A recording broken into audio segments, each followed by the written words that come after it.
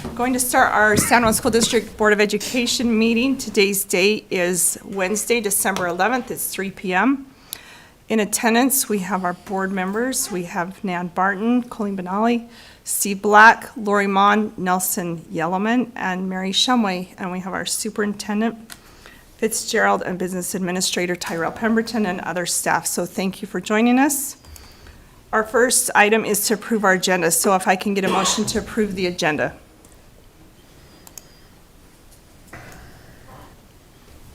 And if it's not approved, we'll just say night or go home. I move to approve the agenda. Okay, motion by Steve. Do I have a second? Second. Okay, any discussion? Okay, No. all in favor? Aye. All right, we will go to our spotlight report, and we'll turn the time over to the superintendent. Thank you. I'm excited to highlight fine arts this month. It kind of is on my mind as the Christmas card is going out with our art contest winner, Lyric Huffaker, who will be here later today. And also being in a classroom today, an art classroom today, and seeing the amazing things that students are accomplishing with art. That's just one area of fine arts. When I went through our master schedules and the offerings we currently are offering this semester, we have over 25 classes in our schools. That's not including elementary that are considered fine arts. So it's really exciting to see that many offerings considering how small our schools are. And then I also just wanted to highlight, our principals do a lot of things, and our schools do a lot of things. And some things, take a little extra time, but are so worth it. So you have a copy of the schedule of all of the upcoming events to celebrate December and the holiday season. And it's a variety of things happening at all of our schools, but wanted to make sure you had those. So if you want to go celebrate with one of the schools, I invite you to go and enjoy this time of year and the work that they're doing. And just really want to express my appreciation to the schools, all the staff, the students, all of those who are making this possible to have a little extra in December. Okay, thank you. All right, any comments? Okay, we will move to our discussion items. So we are going to go through our audit report. So Mr. Rasmussen, are you with us? Yes, I am here. Okay, great. So we're going to turn the time over to you. Awesome. Thank you so much. Also want to inform you guys that Doug Rasmussen is also here with us. Doesn't have his camera on, but he should be there. I'm listening to make sure that I don't have to interject anything, which I'm sure I won't, so it should be good. He very well is lying. So, thank you everybody for having me. We'll be able to present this to you. This was another great year for the San Juan School District. Everything went really smooth with the audit. Jennifer and Tyrell doing a wonderful job. Just want to open with those comments. Make our lives a lot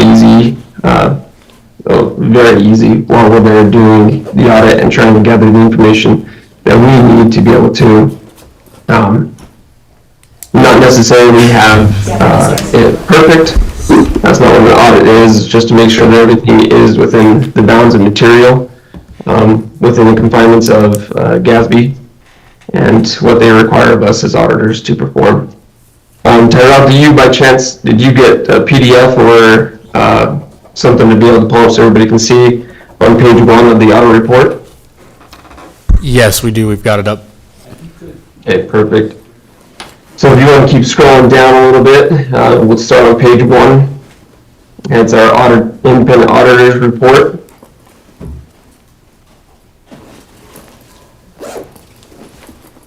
What do you get there? So right there, perfect. So in there, just going over this is just the report that we present and put together, show our outcome of the audit for San Juan School District. I am going to read this first 2 paragraphs verbatim, but it does say we have audited the accompanying financial statements of the governmental activities, the business type activities, each major fund, and the aggregate remaining fund information of the San Juan School District as of and for the year ended June 30th, 2024, and the related notes to the financial statements which collectively comprise the San Juan School District's basic financial statements as listed in the table of contents. In our opinion, the financial statements referred to above present fairly in all material respects the respective financial position of the governmental activities, the business type activities, each major fund, and the aggregate remaining fund information of the San Juan School District as of June 30th, 2024, and the respective changes in financial position and where applicable cash flows thereof for the year then ended in accordance with the county principles generally accepted in the United States of America. So it's just a very long, very drawn out way of saying you guys did a very good job and have an unqualified opinion on your audit, which is just another way of saying that your financials are free from, and they present fairly in all material specs and are well within the bounds of GASB's qualifications. We want to continue on, scroll down to page 4, hit some financial highlights.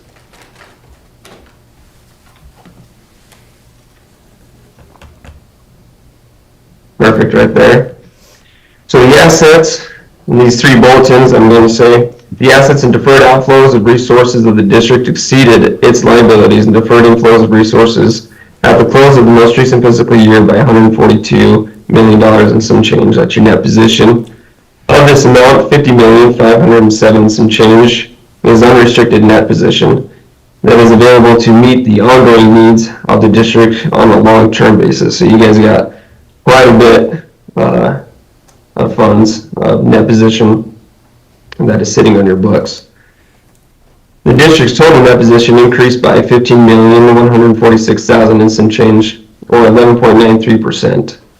The net position used for governmental activities increased by $15,072,000 and some change, while net position used for business type activities increased by $74,000 and some change.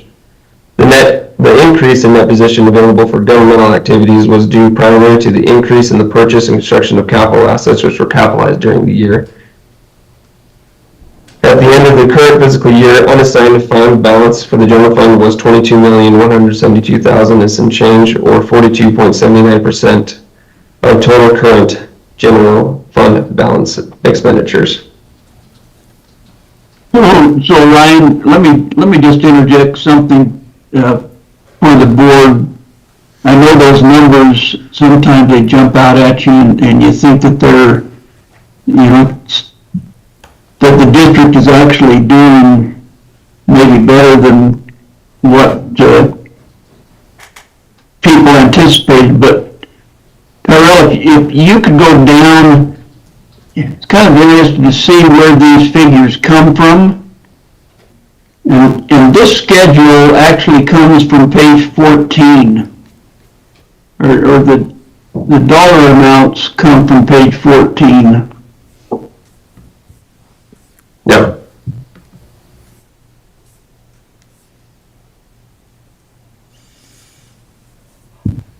And page 14, the amounts that are in the MDA, this would be classified if the school district was run as a business entirely. And so when we talk about the statement of net position and the statement of activities, this is not your fund financial statements, just so you're more aware of that. This actually is dollars that come from if the entity was run as a business. And when we talk about capital expenditures, which there was a large dollar amount for capital expenditures that was capitalized, meaning that it was not expensed in the current year. And when you take those dollar amounts out of the expense account, even though the money, the funds were available to spend, and they were spent, it is not reflected currently in your expenses. And so that does create a large, what's called change in net position, that $15 million that Ryan was referring to. That's what's created the biggest portion of that change in, that positive change in net position. So I don't want you to look at this and say, wow, we actually had a huge increase last year. There's 2 different statements. There's the changes in net position, which is consolidating all the information into a business type financial statement, and then there's the fund financial statements. And so I want you to realize that there is a distinction between the two, and I'm sure that Ryan will go over the fund financial statements with you to let you know where those numbers come from. But there is a different reporting for each one of these different statements.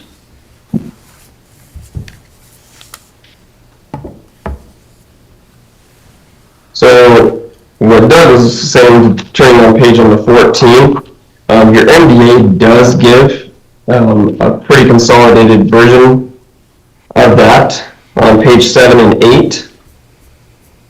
Page 7 consolidates these really heavily. You could also turn to page 13 to be able to see those broken out. Probably be best if we did that, turning to page 13. This is what Doug was referring to, statement in that position. This is showing both sides of your governmental activities and your business type activities as if they're both being ran as a business. Currently, as you can see on there, with your governmental activities, typically when you see your financial books, government activities will not have certain things on there, such as your capital assets.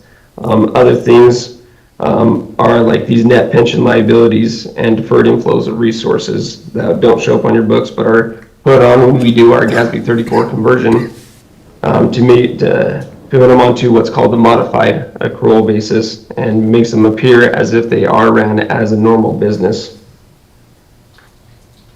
So on page 14, this shows basically everything as it is ran as a business with your revenues and expenditures. You do see that huge change in net position at the bottom of page 14 for your governmental activities of that 15 million. And then your business activities types of that 74,000 and some change. So like Doug was saying, there was a lot of assets that were purchased through the year, which is why you do see a huge increase in your net position there. But if we turn to page 17, page 17 does give you a pretty good outline of all of your revenue and expenditures and where the money went. This is basically everything that shows before capital assets and that GASB conversion that I had discussed before. But you can see here you have your excess revenues of other sources down at the bottom. In total, for the governmental agency, you did have an increase of 13,226,000 and some change. So still, even with some of those assets being that'll be brought over, it did give you an extra 2 million with those assets that are being brought over. But all in all, I would say the school district is doing a really good job with their revenue and expenditures. And if you guys do have any questions at any time, please interrupt me and let me know. On page 19, this one goes over your business type activities, which are your rental units, and your non-business type funds, which is the media center. So right here, you do have a total assets from both of these entities of 6.6 million. And which is way above and beyond your total liabilities and deferred inflows outflows, which is only a total of 117,000. So your asset to liabilities ratio is really, really good in here. Page 20, this one and 21 also goes over your revenue and expenditures, your operating revenue and expenditures for the year. Rental units does have a quite big of a deficit of almost 200,000, and the media center does have operating loss of 25,000. You continue on to 21, that does swing quite heavily. There is a transfer in that the San Juan School District has done every year for the rental units, which does give it a net income of $100,023. So that net position did increase because it is pretty well funded from the governmental agencies. Ryan, let me interject just something there with the rental units. Tyrell, if you'd go back up to page 20. I think this is one thing that it's good to point out with the school board is if you take a look at the depreciation figure for the rental units, $237,384.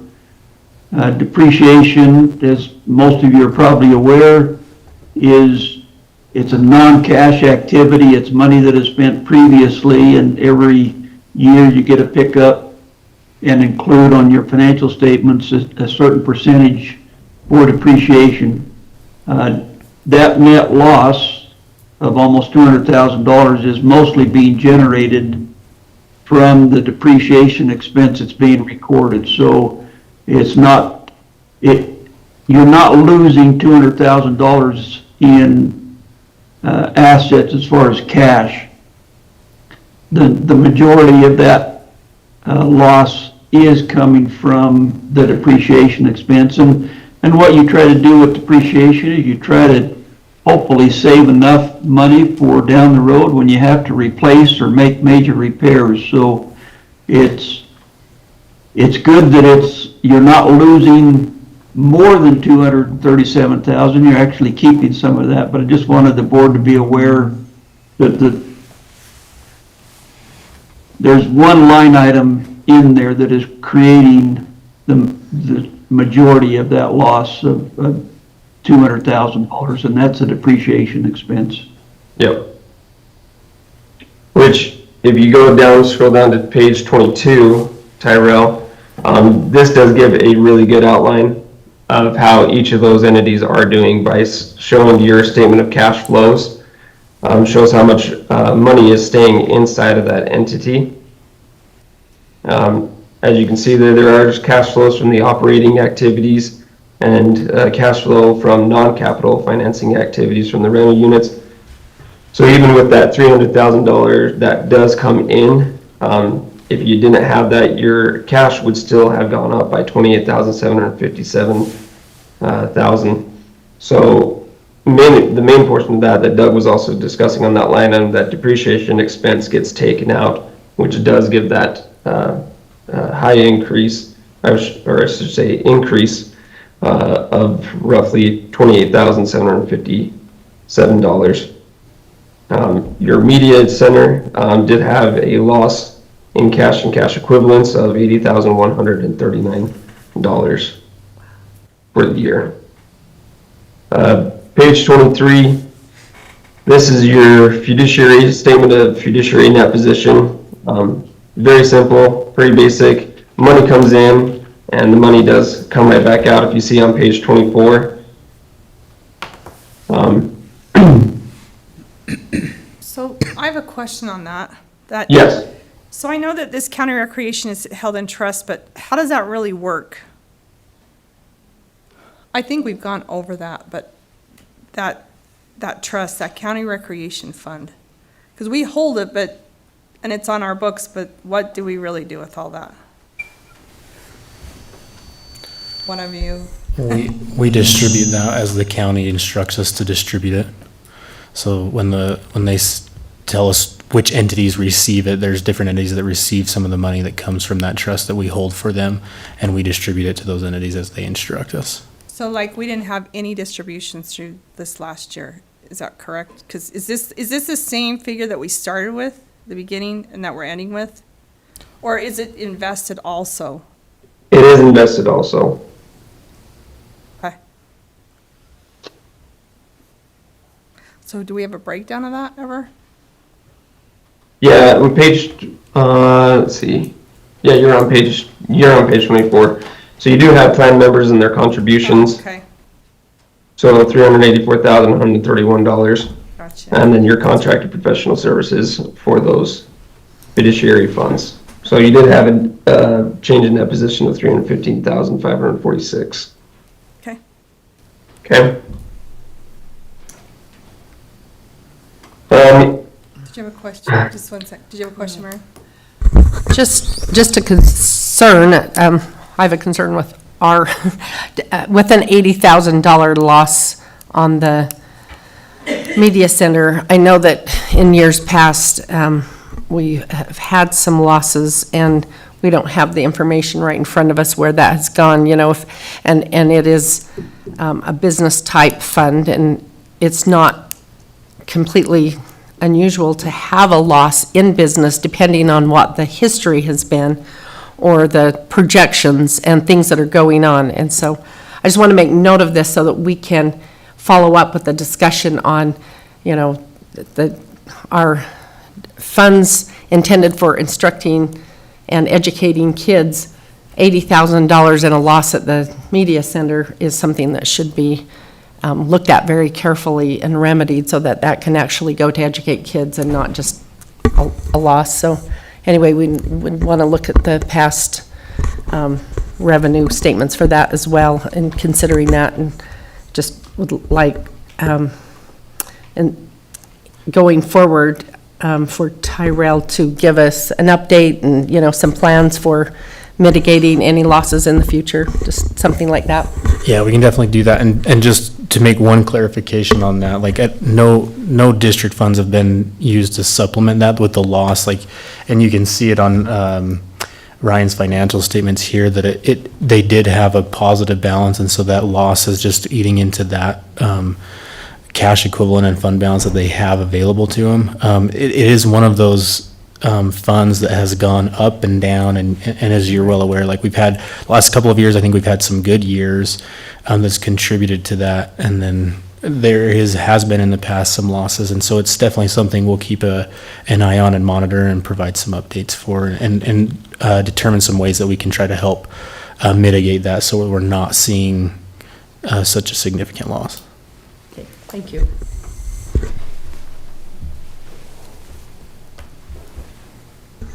Any other questions or Yeah, we do concerns? have one more, just a moment, please. I just wanted to say, pertaining to Mary's question, it seems like in the past, it's been not as drastic as 80,000, but it is a huge amount. So I do agree with Mary. Let's go back and look at some of the losses we've had and check to see if this is the largest. And then we need to keep an eye on it from here on out, I guess. We can provide an update for that. That's it. Thank you. Oh, go ahead, Steve. Oh, just to clarify, we're talking about $80,000 as a loss. That $80,000 is a net cash deficiency. And so the loss is actually on a previous page.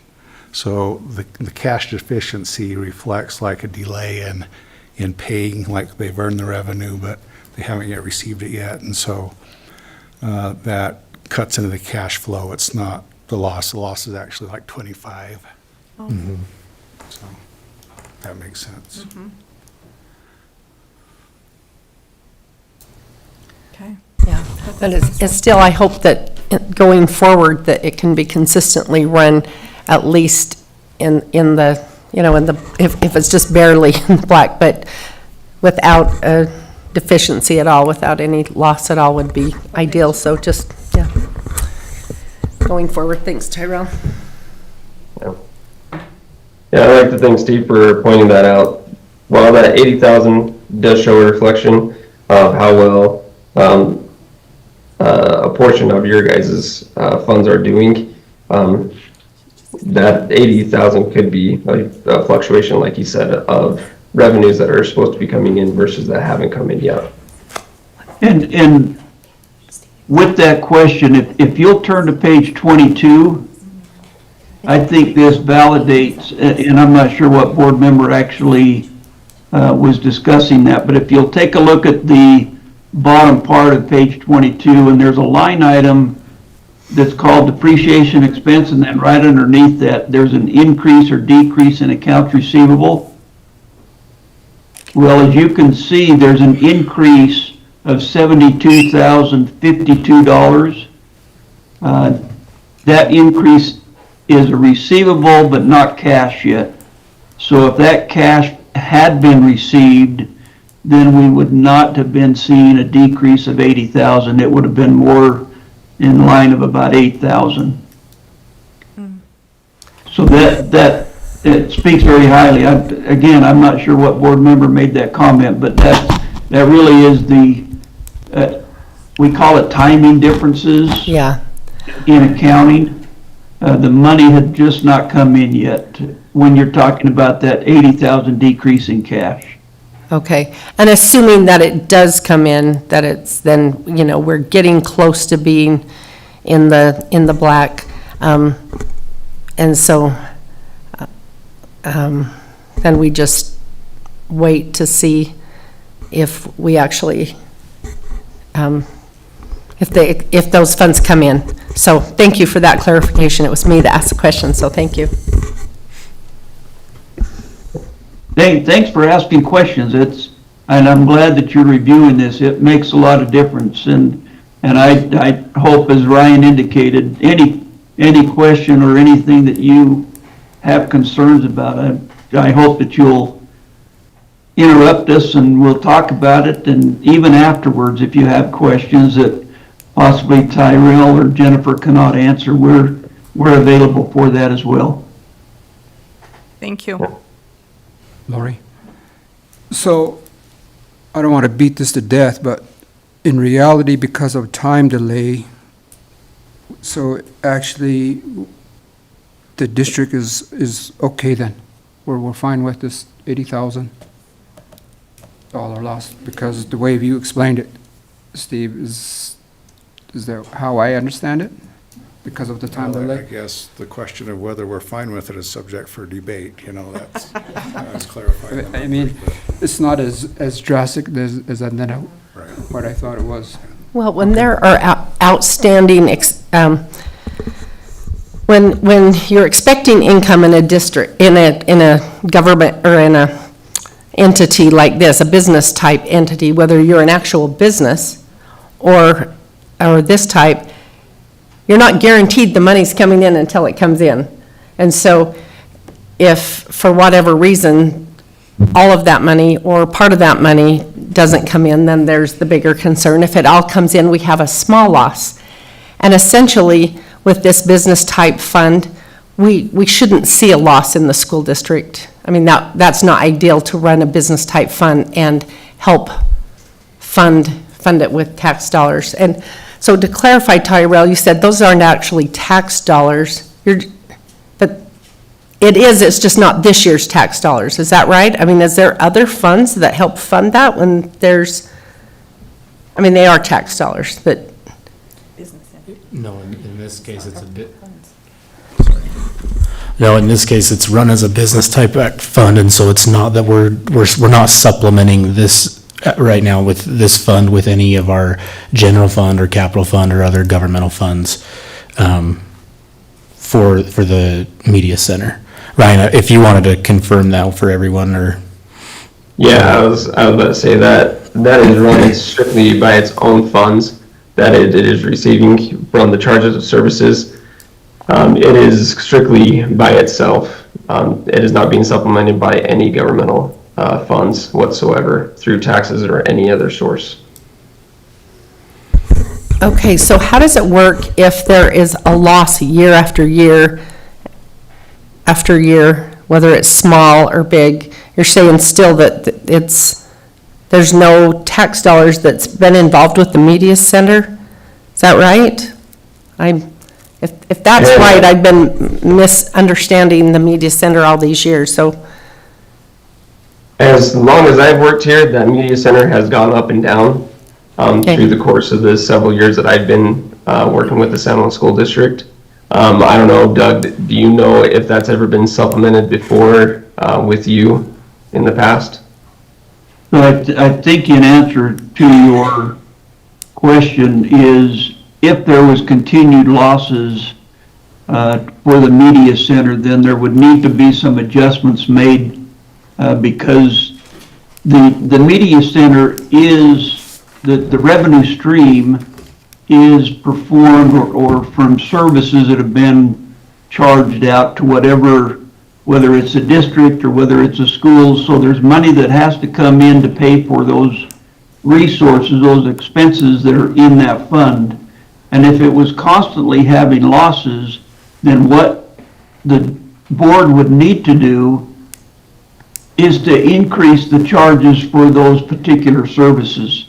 So this should be, as you indicated, it should be a self-sustaining fund, meaning that money that's coming in should take care of the current year expenses. Sometimes it does, sometimes it doesn't. Okay. $25,000 loss this year is not alarming, but it's something that needs to be reviewed and looked at to make sure that you're charging enough for the services at the media center that are taking care of their expenses, because it really should be a self-sufficient fund, meaning that the revenues that are coming in should take care of those current year expenses. And it does increase up and down. And to my knowledge, I don't know if, I'd have to go back and look, but I don't think that there's been a transfer of funds into the media center fund as there is for the rental units. I think the board has always tried to make sure that this is a self-sufficient fund, meaning that the charges that have been rendered to the individual, whether it's the districts or the schools, has covered the expenses for the media center. Okay, thank you for that clarification, appreciate it.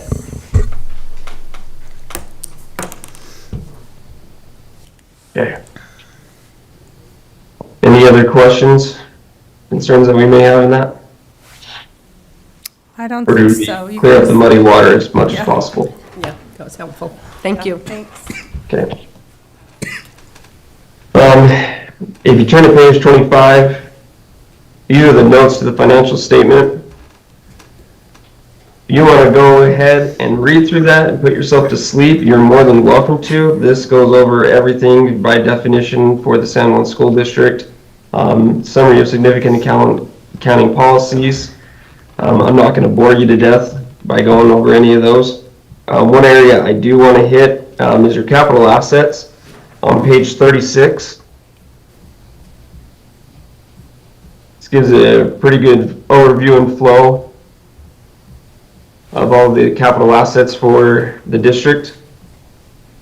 So in your governmental activities, you did have an increase in your work in process, but a large decrease. That main decrease is those wonderful towers that you guys built back in 2020, 2021 during those COVID years to be able to get services out into the Native American lands and everywhere else. You also did have some improvements of $75,000. Vehicle purchases, the main portion of this is school buses of $972,000. That big increase, that technology is of that decrease in the work in process of $4.8 million, and then $214,000. And then your accumulated depreciation for all those things is listed down below. Page 37 has all your business type activities. Any changes, increase or decrease, we didn't have any increases or decreases in that business type activities. So not much to cover on that other than the total depreciation for that is at $237,542 for the year. Continuing on, the rest of this, once again, it goes over your pension plans that you guys have for your retirements. Really drawn out, put you to sleep type of reading. But we'll continue on to page 68.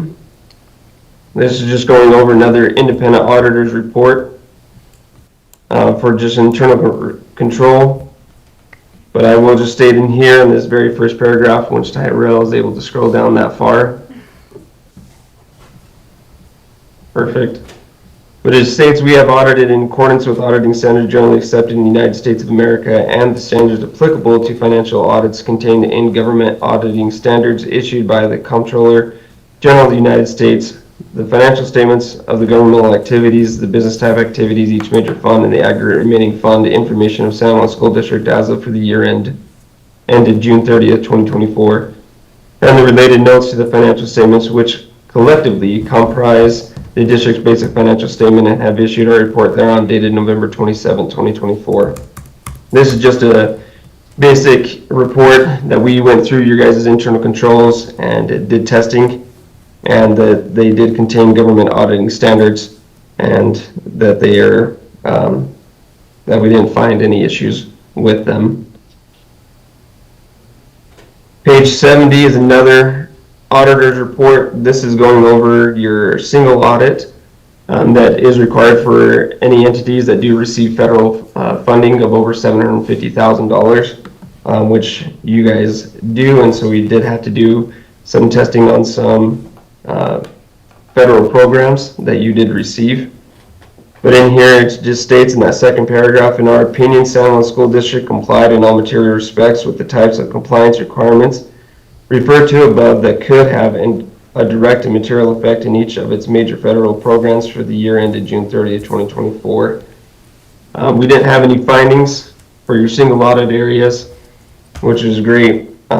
Those do become more and more complicated each time and each year. They don't make it easy for Tyrell or Jennifer to make sure that everybody's staying in compliance with that, and they do a really good job in those areas. The last thing I kind of want to go over, this is just your supplementary information on page 78. Part of the state does require us to do state compliance. But we do have to give an opinion on that compliance. And on page 78, just in there, it says opinion on compliance. It states, in our opinion, San Juan School District complied in all material respects with the state compliance requirements referred to above for the year ended June 30th, 2024.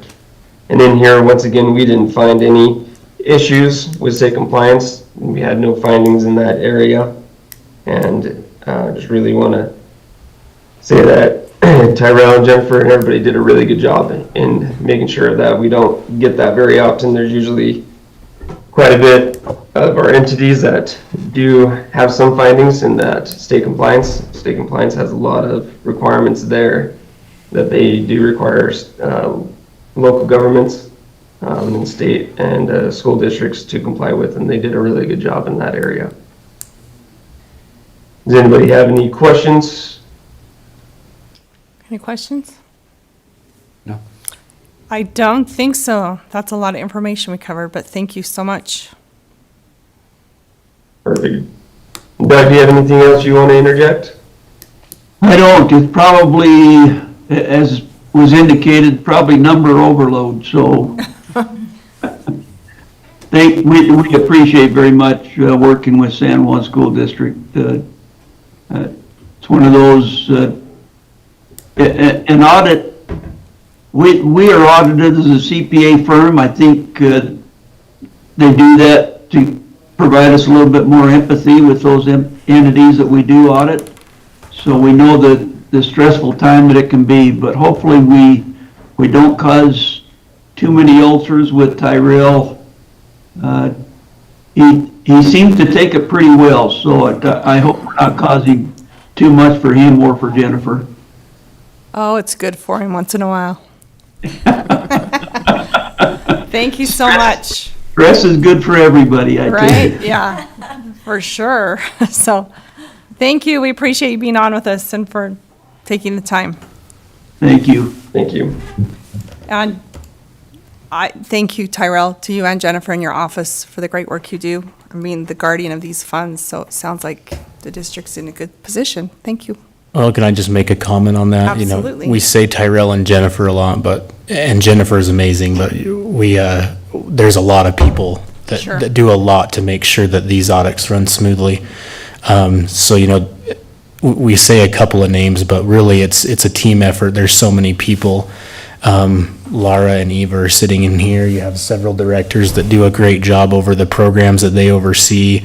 You know, he mentions the single audit and the requirements there, federal funds, you know, all of the people that work in those departments that do a great job at helping us manage those dollars and help us have a clean audit like this, and we do feel like we're in a good place. That doesn't mean it's a perfect audit, and it doesn't mean that we're running things perfectly, but we're very grateful for everyone in this team at San Juan School District that helps run and manage all the funds that come here to serve our students. So I know they say a couple of names, but please make sure you know that that's a whole bunch of people, not just a few of us. So thanks. Thank you so much. Very true. Okay. And thanks to Doug and Ryan. They're phenomenal. We appreciate them a lot too. And they're always quick to answer our questions when we have them and help us out. So thanks to you guys also. Thank you. Okay, thanks for being with us. Okay. Thank you. Okay. We will move on. The superintendent, we're going to, number 2, Utah Fits All Scholarship. So it was requested to bring this back for further discussion, so I don't have any updated information. The information is still the same. My recommendation is still the same, that we wait a little longer to determine if we would like to become a provider, and it's just open for discussion with thoughts from the board. Okay. Does anybody have anything they'd like to discuss on this? I would just hope that we will continue to watch these other schools, communicate with these other schools, and just get all the information that we can. Utah Fits All Scholarship and us being a provider might not be the right fit for us, but as a board and the new people coming into the board, I would just hope that we have all the information that we need to make a decision when it really comes down to it, so that our citizens know where we stand. Thank you. I was hopeful that there would be some more information on this today, so I'm a little bit confused why the topic is here, but it's like not going anywhere. I just think back to the families who specifically requested, because the school year is going on and it's for their children this year. Now, there may be different children on this scholarship next year from different schools all over our school district. There may be none, there may be, but it won't be the same ones, because as I understand it, they have to apply every year, and I don't think there's any guarantee or any even expectation that if a child got it one year, that same child would get it again the next year. So it benefits the kids who are involved in that year. And so the parents who've done the work trying to get us to become a provider so that their children can participate in the group things like PE or band or art, those things that are, you need a group for, you need those kinds of things. They'll completely miss out this year, but it would be a different group for next year. So it's not like, well, we jump on board next year, then those kids will have that opportunity to benefit, but they won't. So I was wishing this was moving forward with some better information, but. Go ahead. Is there any further enlightenment on, I think last time we talked about it, it was brought up that the student information system or whatever it was couldn't handle it. Was there any more questions asked on that? And then has there been any more coming up with cost and time estimates of how much, the district would have to expend to be able to support the program, how it will affect our FTE and other ramifications on the district? Just some questions thrown out there. Yep, I'm happy to answer some of those for you. We did receive on November 20th a memorandum from Deputy Scott Jones, Deputy Superintendent of Operations, concerning this. It went out to all superintendents and business administrators, charter school directors, and charter school business administrators. And in that memo, it's a 4-page memo, they can't give us specific things, but they can tell us things that we can't do or should be doing or thinking of with that SIS information system. So that student information system continues to be a challenge. It is difficult to 100% answer your question because different school districts have different SIS systems. San Juan School District uses the system provided by the state because there's not an additional cost, which is the Aspire system. So for what we're doing may look different than another school district that's using a different SIS that their school district pays for. They may be able to develop a back-end program a little easier than we can. My knowledge at this time, I still don't have an answer of how we can develop that with Aspire, what that would look like. All of our systems that are feed into Aspire, our IT departments develops that back-end channel so that they can talk to each other because our Aspire system feeds into the state UTREC system, which all of the student information systems have to feed into. So with the recommendations, I guess you call them recommendations, he had a very specific way he could word it because they can't give us guidance on UTOF-ITS-ALL. But it's 4 pages of things to consider as you're thinking about how to set up this system and be a provider. Part of that recommendation also is a reminder that any student who receives the UTOF-ITS-ALL scholarship, it is confidential. So only those who have to know in the school building should know, and that shouldn't be shared with anyone else, similar to maybe our fee waiver. You could think it's kind of a similar system. So you're thinking about how do I develop a system that can maintain confidentiality for only those who have it, that we can still provide the information needed for that student to be successful in whatever class course that they're taking, including connecting them to whatever other systems that we're running, technological systems, programs, and trying to do that with a very old, clunky program for student information system that the state is, right now working on possibly looking at other options. And there may be legislation that comes forward, this year in the legislation about changing that. So while I don't have any specific numbers or costs for you, this is a challenge for all providers to the extent that we're getting a memorandum from Scott Jones.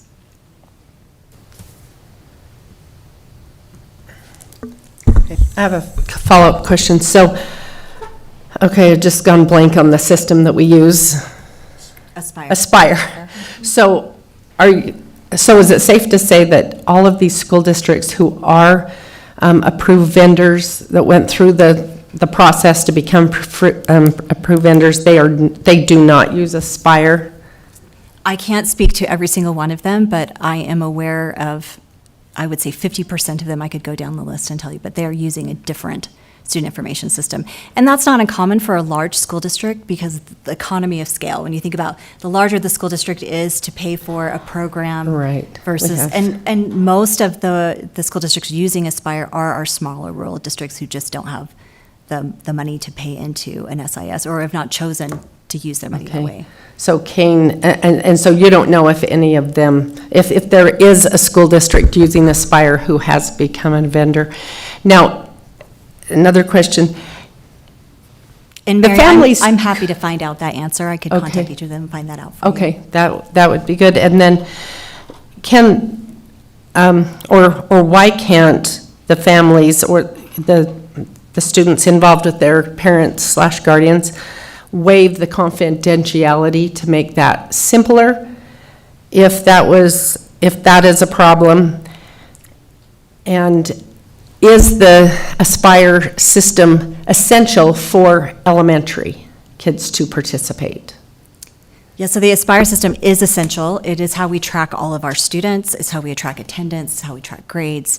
So all of those things. And then, so for example, I think this example I gave previously is our safety application that we use, Navigate Prepared. That information from who is in attendance that day is in communicated Aspire. to that. So if an emergency happened, you'd be able to immediately be able to see that student should be accounted for because they are in the building that day. So that's just an example of one of the programs that it would affect. Okay. So is it, to kind of clarify, is Aspire, the fact that we use Aspire and is just super complicated to facilitate this through Aspire, is that the one, is that the reason why it's just like, this is not a good idea for our school district? Is that kind of it in a nutshell? I would that- say that's probably one of the largest reasons. I mean, I think that's going to be the most complex. But again, even if we had figured out a back-end system and you know, we wrote code for that and developed that program, it's still additional, I don't believe the cost that they would pay in a fee schedule that the board would set up would, for how small our schools are and how few students would probably participate, that cost would be worth all the additional effort. So that effort is not just going to be for that. I mean, imagine a teacher that has someone, depending on what the offerings are, you're now tracking that student in a different way than you are the rest of your class. You're, and this is a minor example, but logging in and having a student in a different class than that class, so that because they can't be in our SIS system, because they can't be counted toward average daily membership. So there's also the additional work for anyone that would work with that student in the building. But the large portion of it is the information system and the challenges and risks that we would take on for that. Okay, and then again, another clarification. So for the parents who have asked for this is basically, at this point, it is like no for this year. If their children are involved in the scholarship this year, then they need to, it would be in their best interest not to spend their time and efforts with San Juan School District. Wasting time to try to get us as a vendor. Is that safe to say that it's? What's safe to kind of say- the time is up and it's January. I mean, it'll be January, so then it'll start the new quarter, new semester. And I've given a recommendation to the superintendent, but ultimately it's a board decision, and depending on what the board decided, we would work diligently and trying to accomplish whatever the board would ask us to do. Okay, so So with that, it's just an possible action item. Yeah, So, I mean, it could. so are you telling me that if this board were to vote today, we want to become a vendor, that the school district figure it out. would figure it out? We would have to. If that's what the board voted on and decided to do, then yes, of course, we would have to figure out some type of solution. But then again, whatever it takes to provide that solution is going to take time away from anything else that our staff is currently working on.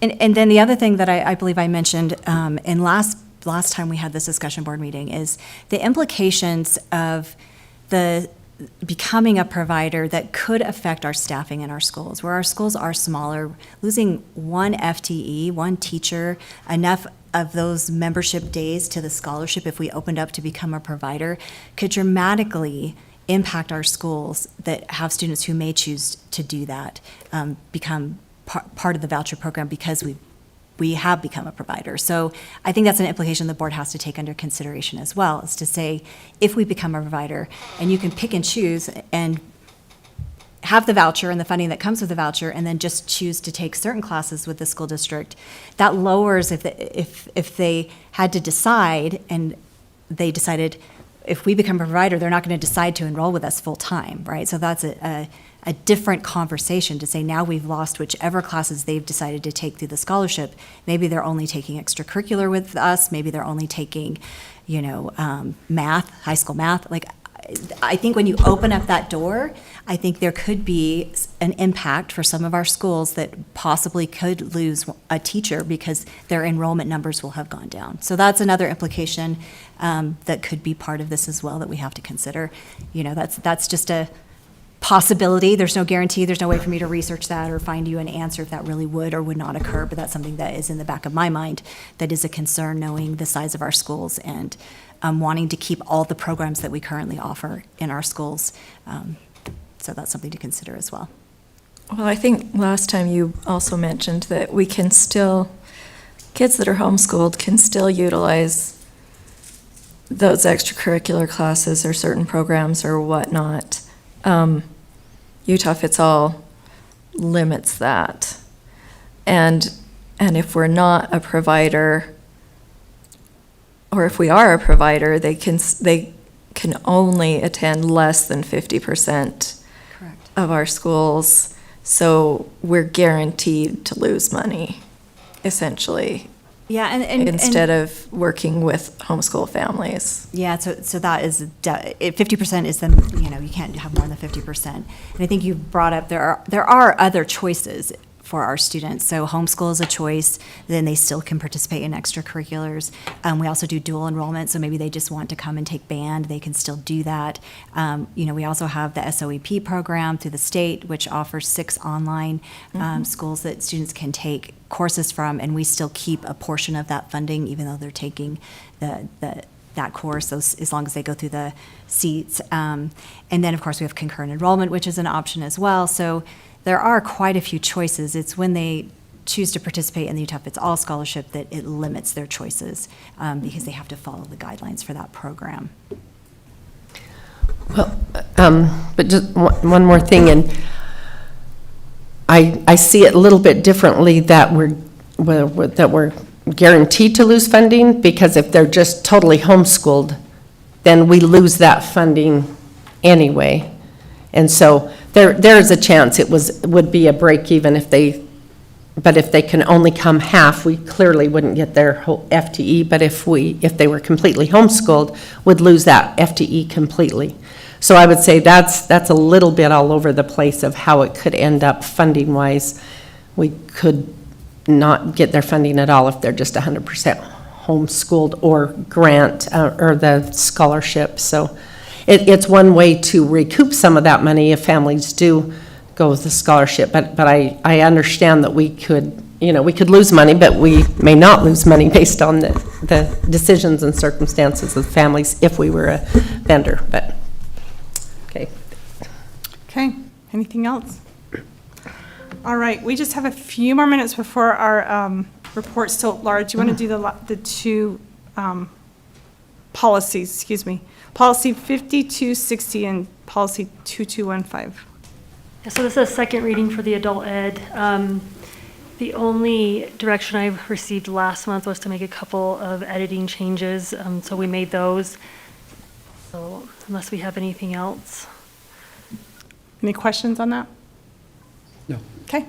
And then I didn't receive anything for the conflict of interest, so this is just a second reading for that one as well. Okay.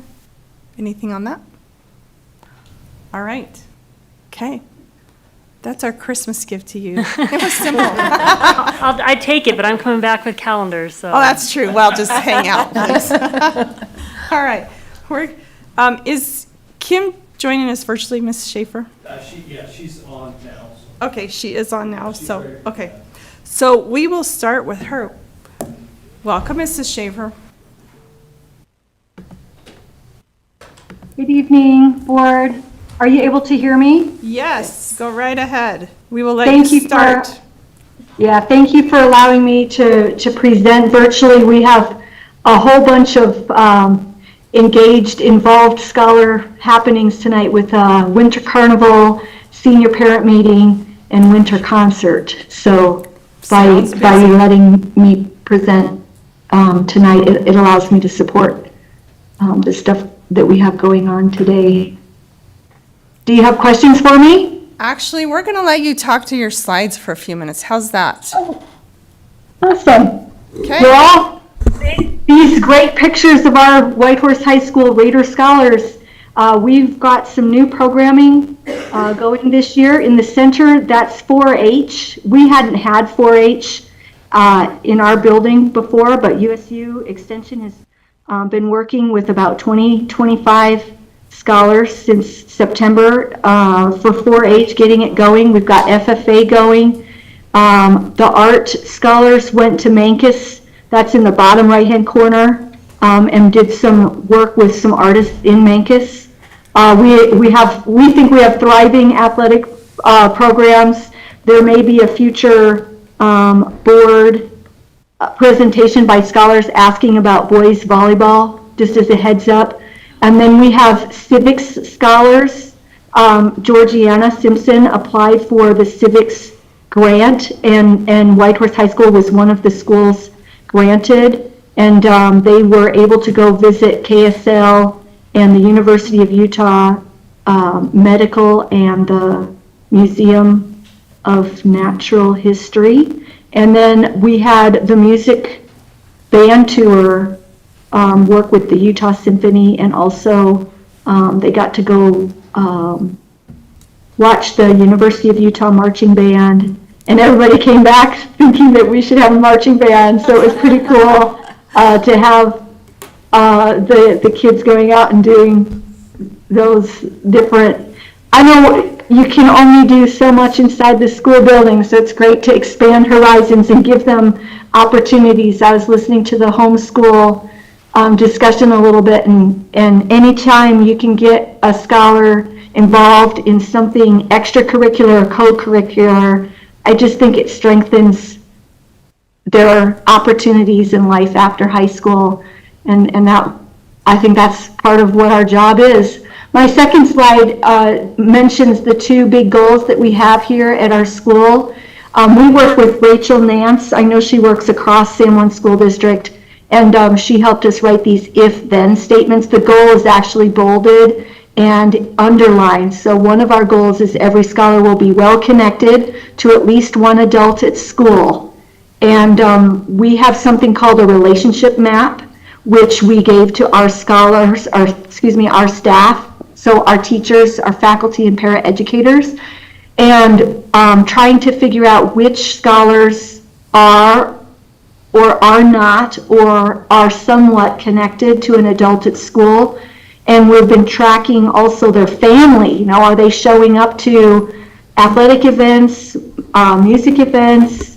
And we've started something called connection tables. So families are already coming to those different events, culture nights, powwow, song and dance, whatever events we already have going. And connection tables is having some teachers who want to be there set up a table and basically meet families and community members in an informal way and trying to track which families are coming, and then also figure out which scholars are in athletics or visual performing arts or CTE, because those are co-curricular areas.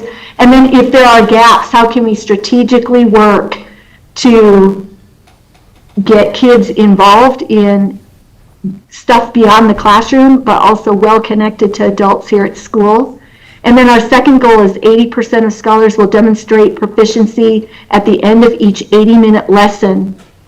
So trying to improve Tier 1 instruction is that work. We just got done with our second instructional rounds looking at teacher clarity, and teacher clarity helps us be very clear with ourselves and our scholars, like what are we learning, and at the end of the lesson, do we have 80% of the people, of our learners, really accomplishing that goal? And if we don't, then we know our Tier 1 instruction needs to be addressed, and sometimes that means reteaching, and we're trying to study that.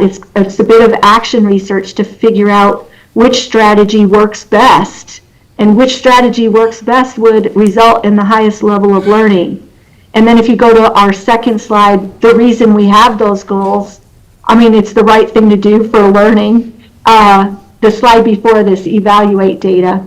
This is our overall data. Of course, we want to improve.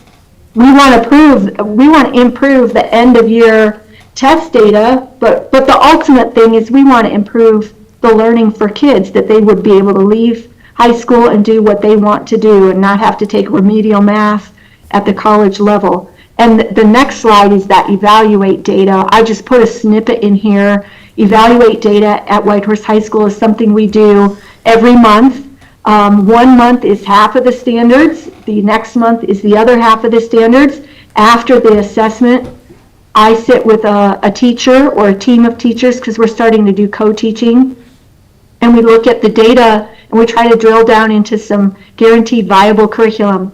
Like, all freshmen should be able to solve 1-step and 2-step equations with 100% accuracy. If they're able to do that, that's going to improve their ACT. They're going to use it in life beyond high school, and evaluate lets us look deeply at that and kind of drive our Tier 1 instruction, but also differentiated instruction.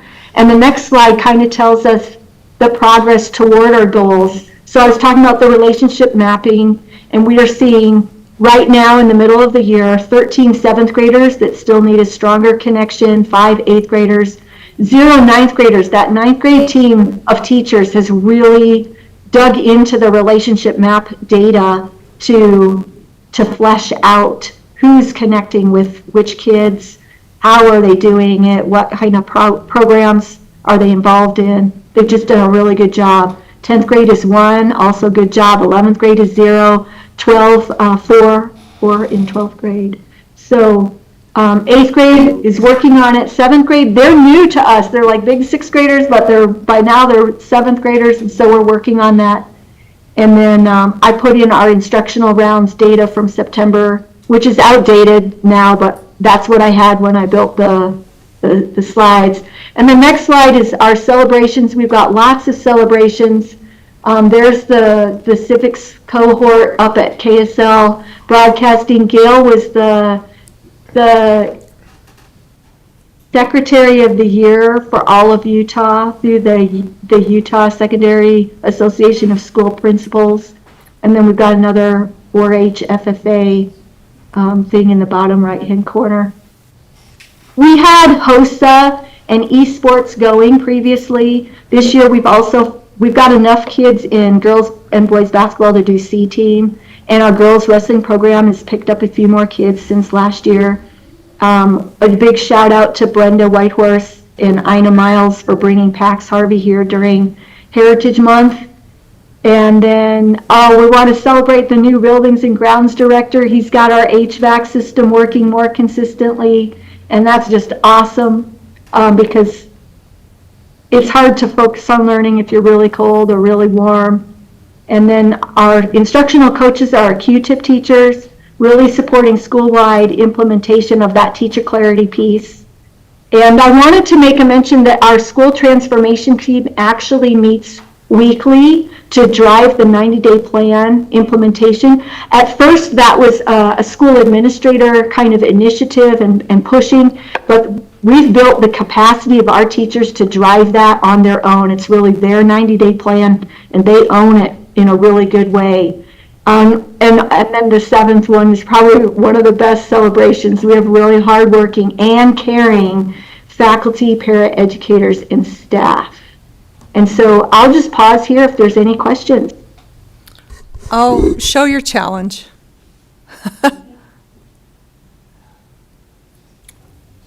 Oh yeah, the challenge is the front of our building, and we spend a lot of time in our building, kids and faculty and para-educators. This is our home away from home, and I'm not sure about you, but if my home had those stains on it, I would be addressing it, and sooner rather than later. And so I know we're getting into the time of capital outlay projects, and I'm really hoping that the school board can approve what comes before you as a solution to this challenge. Who has questions for Mrs. Schaefer? I will comment on your growth scores. Some of those have really risen. So that's good. Mary, did you have a question? Yeah, thank you for noticing. I think that happens with that Tier 1 instruction, differentiated instruction, relationship mapping, all the work that we're doing, I think is the right work to be doing, and it's moving us forward. I know I wish it was faster, but we are moving in the right direction, and it takes time, and the patience matters. Sure. Mrs. Schaefer, I just want to say thank you for all the attention to detail, and the attention to detail is the students. Each student is being tracked in many different levels in your school, and it's evident of the things that you're doing, and then making changes where changes are needing, and constantly monitoring the progress of each of those different projects that you're involved in with the schools. And then I want to tell you, your students took us and showed us the front of your school last year, and I thought that was great, that it was student-led, and they talked to us about it. But then I want to tell you what I saw as I glanced at this picture. The first time I glanced at it, I thought, oh, those look like waves. And I wondered if there was, I know so many people are a lot more creative than I am, and it doesn't take a lot to be more creative than I am, but I wondered about some art on those, and, our waves of success or something, and actually making those into an art, something artful on the walls of the school, because at first glance, I really did think, oh, that's kind of cool, and then clearly I remembered and have seen that, so. Yeah, I appreciate your creativity, towards it. I mean, maybe sand dunes. The issue, though, is the water is spraying on the Yes. building. Yeah. And there's minerals and deposits in the water. And even at the very end of our building, buildings and grounds, I think in August, came and pressure washed or treated a 20-foot section. And already, when they blew out the lines at the end of October, it was back to stained. So really the solution has to be get the water off the building. And then treat the building and move forward. But I do appreciate your creative thinking And there. get the grass away from the building is a real simple solution that, we live in a desert anyway, so why do we have so much grass? And I love grass, but it's not always practical. And water up against buildings is never a good idea, just the moisture on the building, let alone what this has left to stain on your building. So anyway, thank you for all you do in Whitehorse High School. They're really lucky to have you. Anyone else? No. Okay, thank you. We appreciate you being with us, and have fun with all your activities tonight. Okay. All right. Our next was Montezuma Creek Elementary School. Jenny Assidy, come on. Will you make sure your mic is turned on right there? It's green, so does Oh, that mean it's then on? it is. Thank you. So Okay. thank you for this opportunity. I wanted to start by just thanking the board for our brand new playground. The students love it, and they have had so much fun, and we've had so many positive comments from parents and community members. So thank you for investing in that. We really appreciate it. Secondly, before we jump into our presentation, I wanted to just spend a moment and just recognize the amazing staff that we have at Montezuma Creek. A lot of the growth that you'll see in the next slides are really due to the effort of the team. And so it's all of our teachers and our support staff and, even the front office staff and custodians. It's really a team effort. And so I really wanted to kind of make sure that we acknowledge that. So I'd like to just kind of start with our goals, if we can. So we have 3 goals, and these are our 90-day plan goals. Our first goal is to just achieve that 95% attendance rate, a daily attendance rate. And so if you look at the next slide that has our data, last year, our average daily attendance was 85%. And so I know that having a 10% jump is pretty ambitious, but I feel super confident. Right now, our average daily attendance it's almost 91%, and so we're really closing that gap. And that data comes from the Panorama software, where it tracks the student attendance. And so that's our average year-to-date attendance right now. So we've already made a 5% gain. And so I feel positive that we could get where we want to be by the end of the school year. One of the things that I wanted to just mention with that goal is that right now, today there were 23 students absent. And so we've really decreased the number of daily absences. We put a lot of different things in place to help increase our attendance. One of those is an incentive trip that we do every quarter. And so last school year, we started this and we had, I think, 50 students, 40-something students qualify that had 95% or better attendance. For the second quarter field trip this year, in December next week, we're going on a field trip and we're taking 140 students. And so that's 140 students in our school, almost half of our school that has 95% attendance. And so that's really exciting. Do you have any questions about that first goal, or do you want to wait until the end and then? Yeah. Okay. Our next goal is just to increase the number of proficient students in 3rd to 6th grade. We know that our proficiency scores on the RISE test aren't where we want them to be yet, but in looking at the data and really digging into the data, we have this pocket of students that are approaching proficient, and that pocket of students is about 20% in each of the different subject areas. And so I think with the growth that we're making, we have the potential and possibility to really increase our percent of proficient students on the RISE test. The next goal we have is we're in TSI status this year. It's our first year of being in TSI status, but our goal is to increase the growth percentage for students with disabilities. And so we're going to determine that by looking at their student growth percentage. And we are looking to we want students to have a SGP of at least 40. 40 equates to about a year's worth of growth, and that will get us right to where we need to be in ensuring growth of those students. So the next page has our data. A couple of things I wanted to point out was just looking at the increase in math and science. Like, those are jumps that we've had. Our ELA scores did drop a little bit from the year before.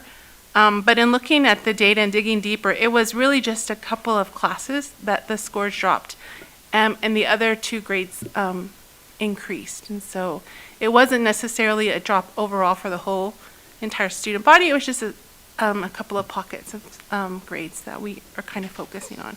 Our Acadians data looks good. We increased by almost 10% in kindergarten, and 1st grade had a really big jump. And our math increased in a few grades as well. So the next thing I wanted to talk about was just our progress. So we have a new curriculum, as you know, CKLA, and one of the celebrations we have is that our teachers are just implementing that curriculum with integrity, and it's really improving Tier 1 instruction, and that will in turn improve student learning outcomes for our students. Secondly, another indicator we have is that we've adopted the 95% program, which is our Tier 2 intervention. When we started this program last year, we had a majority of our students, K-6, that were in the program because they had phonics gaps, and so that just meant they weren't fluent readers. And we had a data meeting on Monday, and we have whittled that number down to where we only have about 30% of the students, or 20%, or in some classes 10% of our students that are in that program because they're now reading on grade level. And so that's a huge celebration. And so the next step after they become fluent readers, in collaboration in addition to that, is to just increase their comprehension as well. And then the next thing I wanted to note was that our student attendance has improved. And we talked about half the school this quarter has 95% or better attendance. So our celebrations, again, were our playground. We're so grateful for our playground. Another thing I wanted to point out that we're especially proud of is that our growth on the RISE test this last year was really significant. And I put a little graphic in the slide that shows that our growth percentages were higher than the district average and the state average. So that's really significant. We are closing the gap. So we're really proud of that growth that students are making. We have really great parent engagement, and we've had a few parent events, and we have a really good turnout. So parents in our community are really invested in their students, and they want to participate in school activities, and so we're really grateful for that. And then again, our last celebration is just that our student attendance has greatly improved. The number of students that are chronically absent this year has dropped by 18%, so that's a big celebration. And then challenges.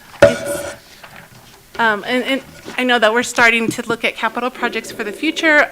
Some of these are capital projects, so we are really in need of some new carpet, and I attached some pictures so you could kind of see where the carpet is coming apart in a few places, and so students are sometimes tripping over that. Some tile work would be nice. We would also appreciate having our building painted on the inside. It hasn't been painted for a while. We did get an email that the district maintenance team is coming in March to work on our school, so we're really grateful for that, and so I'm hoping that a lot of these things can be addressed then. And then we have an after-school program that's starting in January. We were approved for a grant from Utah State University in collaboration with their 4-H program, and we have openings for 60 students, but unfortunately the funding for transportation didn't come through, and so that will limit access for some of the students to be able to attend. So the program runs from 3 to 5:30 every day. And so a lot of our students drive really long distances. Some of them have a commute of over an hour one way. And so asking parents to come and pick them up and then go home, that's a 2-hour commute for parents at the end of the day. So I think that would prevent some students from coming. So we're trying to brainstorm and come up with creative ways that we can offer transportation for our students. And the last challenge I wanted to mention to the board was just that part of our attendance work has been to really partner with parents and to try to figure out like what challenges that they're facing in getting their students to school. And one of the challenges I hear over and over is just that they live so far away, and so some of these parents have like a 10 or 20 minute ride to the bus stop. And so if they miss the bus, then it's another hour, and some of them don't have transportation. And so some kids we have that are walking, they're leaving their house like at 6 in the morning to walk to the bus stop, and these are elementary students. And so the other morning I had an early meeting and I had to leave my house before 7, and I was like, if I had to walk a mile at 6 in the morning, like I don't know if I would go, you know, that's dedication. So those are some challenges that are causing some of our students to miss school more than we'd like. Any questions? Yeah, questions. Or comments? I should say that's a tough challenge for when that transportation issue, and if anybody can figure that out, that would be awesome, because I get it. If you miss the bus, you miss the bus, and what do you do at that point? But I love the field trips that you're using as incentive to have kids come, and I think it works. Most of us do things because of some type of benefit it gives us. And, a lot of kids understand the benefit of just being in school. If they're there every day, that's a natural benefit. But for those who don't see it, providing that extra incentive and the fact that it went up, from around 50 kids to 150 kids? Right. Is huge. And so I applaud you for that, because having kids at school solves most of the problems if we can just get them all there. So thanks. I was just going to say, I also really appreciate you acknowledging parent engagement is strong. I know that's been a challenge in the past, and you're doing positive things with the community, and it's showing with that attendance. So, and that leads to success in the testing, and yeah, good job. It's working. Anyone else? The bus rides, you said it's over an hour. Is that from home, stop and goes, as they're picking up kids? By the time it gets to the school, it's an hour. Right, that's correct. And I don't know what the state requirement is for bus stops for students now. Tyrell, would you know what number of kids they would like to have at bus stops? I don't think there's a number of kids that have to be at a bus stop.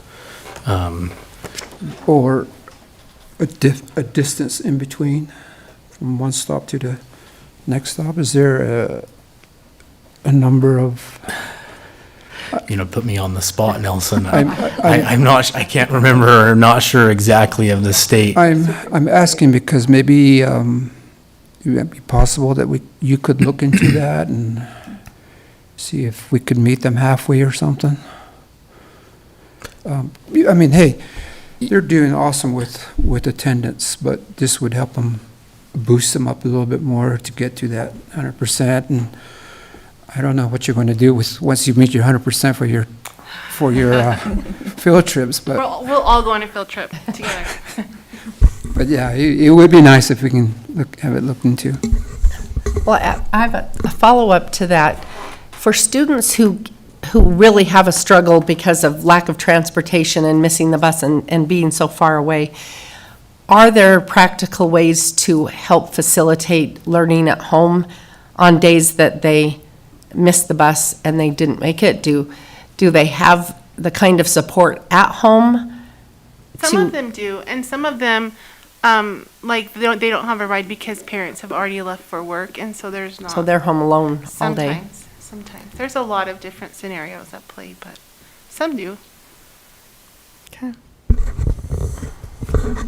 And just to follow up with that, Jenny, we have the Chromebooks available to them as well as the Wi-Fi. Does that seem to help? Or I know a lot of the teachers kind of shied away from using the Chromebooks at home as we did during the pandemic. So is that something we can continue to do with? Because I'm sure these students that do have these problems, they're either the ones that are chronically absent or Right. You can identify which ones they Right, are for sure. specifically. And so you're right, and we are trying to work with parents on an individual basis to make sure that students are not missing learning.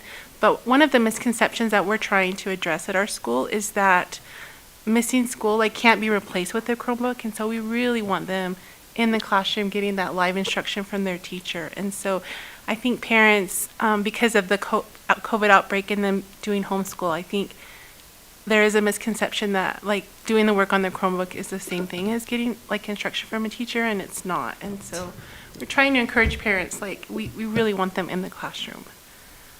That makes Right. sense. And the reason why I ask that is because a lot of the times the absentee issue that we have, we always want to look to what the environment of the child is. So we want to make sure that we can provide as much as we can. So, Absolutely. I mean, if that's the best possible way to help work with them, then I'd rather have it that way than not have any. I agree. School Thank you interaction. for that. And so we'll definitely make sure that they have access to those Chromebooks. Thank you, Jenny. Maybe you could just have a parent incentive field trip too. If they get their kids there, they can go on a field trip, so, That would be really fun. I know. Okay, thank you so much. We appreciate, oh, go ahead, Nelson. One more comment. It seems to me like when I drive by the school there, it's really congested. Especially when it's buses coming in and bus leaving at the end of the day, and it's going to be even more congested, it seems to me, like once they start that road construction, because I hear they're going to put in a roundabout to take out those two turns there. They are, and I'm not exactly sure of the spot where they're putting the roundabout, but from my understanding, it's not at the intersection. They're moving it a little bit toward, they're moving it south, more toward the highway that leads to Whitehorse. That was my understanding. But, Okay. I know that the road construction company has been really good to work with, and they've come to the school a few times and given us their information so that if we do have concerns or we'll have issues in the future, we do know how to contact them. So I'm hoping that they'll be a good partner. Yeah, maybe just monitor it and Yeah. next year give us a report on it. I mean, we're building schools, and that's always an issue for transportation, picking up kids and bringing them, and we just want them to be safe. Thank you for that, yes. I had one more comment. Yeah. I know I talked to you about this, but if we could do something to beautify the elementary too, like a rock garden or something, I think that would be nice. I think that would have been pretty to add on to your presentation. Yeah, we would love to have some desert landscaping in the front and the back, and I think that would also just help with the drainage and the mud holes that we get sometimes, so that is a capital project as well, but. Sorry, Tyrell. Thanks for being with us. We appreciate what you do. I text Conan because he's the expert. I didn't want to tell you the wrong number. So I can share with you that it's 2 miles for 7th through 12th and 1.5 miles for K6. And then, of course, we also pay contract carrier. So, I mean, some places the buses can't even get to. So bus stops are sometimes determined by how does that work for contract carrier? How do we maximize the number of students at a bus stop but still meeting those requirements? So I hope that's helpful. Okay, thank you. All right, Laura, you get to join us again for the school calendar. Okay, you're back to school calendar. So last board meeting, I was asked to send surveys out for the school calendar with 2 different spring break options. One with our traditional spring break that is at the end of 3rd quarter that is aligning with USU, and then the other with a later spring break. As you can see, the parents and our staff are not in agreement right now on where they would like spring break to be. So with parents, we went out to all parents through Aspire. So that was roughly a little over 1,900 emails went out. If you have multiple students, you just got one email. We had 302 responses as of Friday. I just checked. We've had a couple more trickle in, but it did not change the percentage breakdown. And then licensed staff. So it went out to teachers, administrators, like school counselors, school social workers, anyone who would have signed a contract to work here. We've had just one more since Friday, so it did not change the percentage breakdown there either. So the parents that did vote have voted for the later spring break, and the staff that did vote voted for the earlier. Comments, board? I had a comment. My worry is that we go with the parents' response, and then because we generally align our spring break to end with the quarter, right? So that we come back and start fourth quarter clean. And if we go with March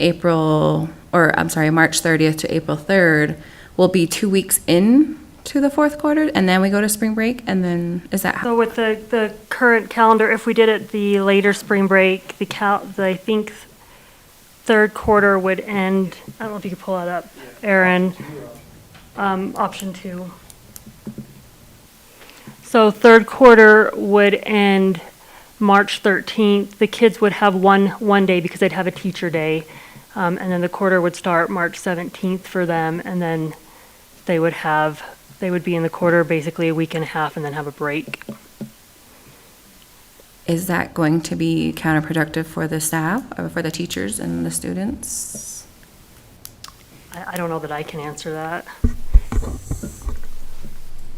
I'm having never been in the classroom. Right, understood. But I want to look at the best interests of the teachers and as well as the students. That would be my worry as a parent, as well as sitting in this position that I'm in. Go ahead, speak.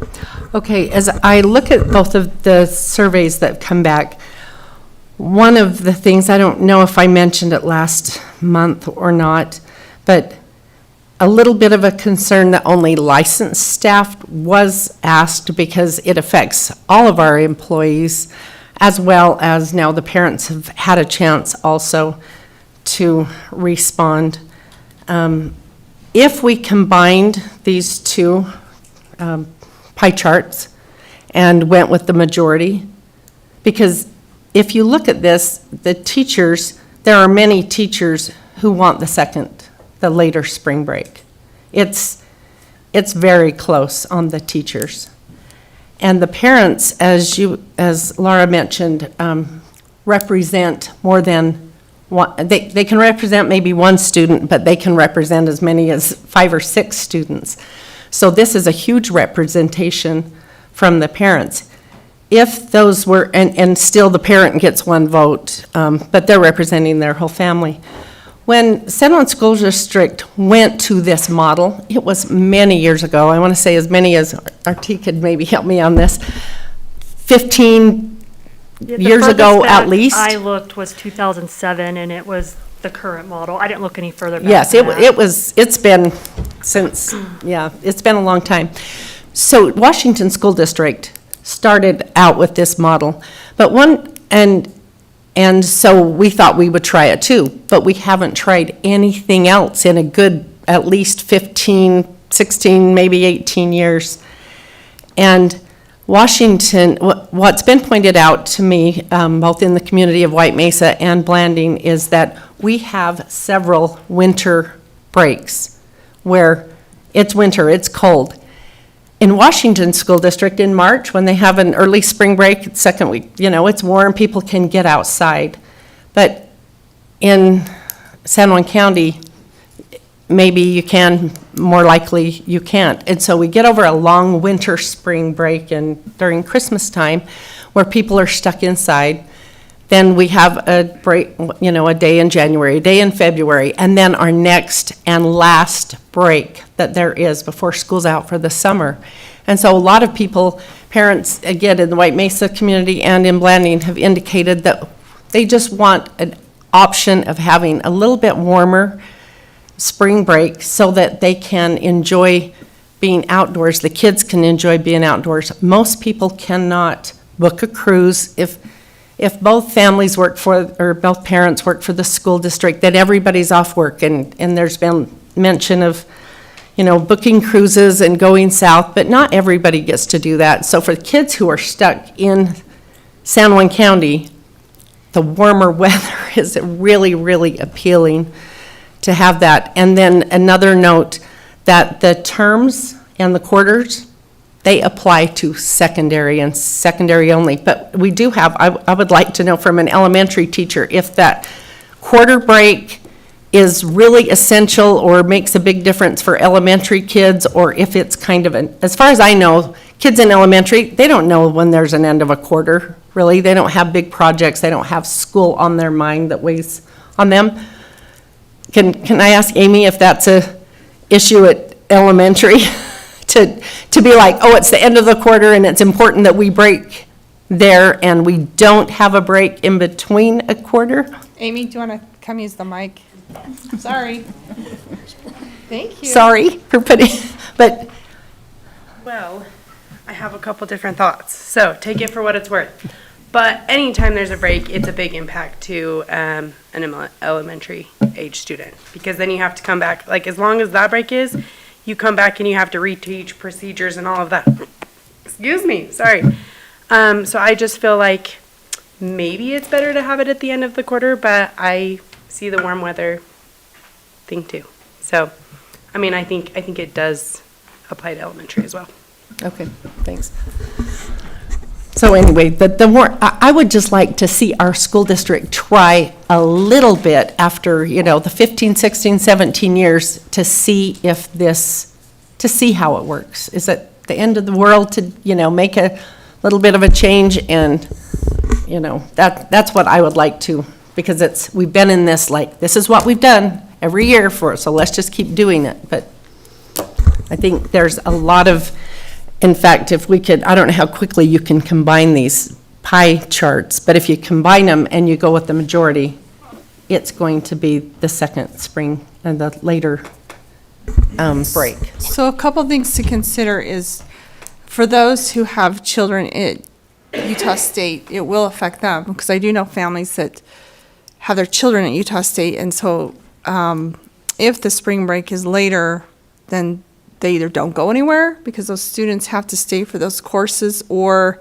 so that's one consideration. Another one is, I remember before they had spring break, before the quarter break, I remember many times my children would come home and here's spring break and they have projects. So there was never a clean break to completely get away from school.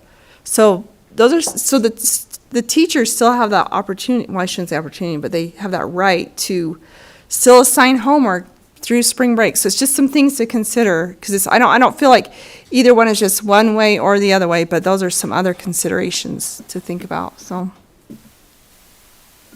I want to follow up. I had students at Utah State while they were in high school.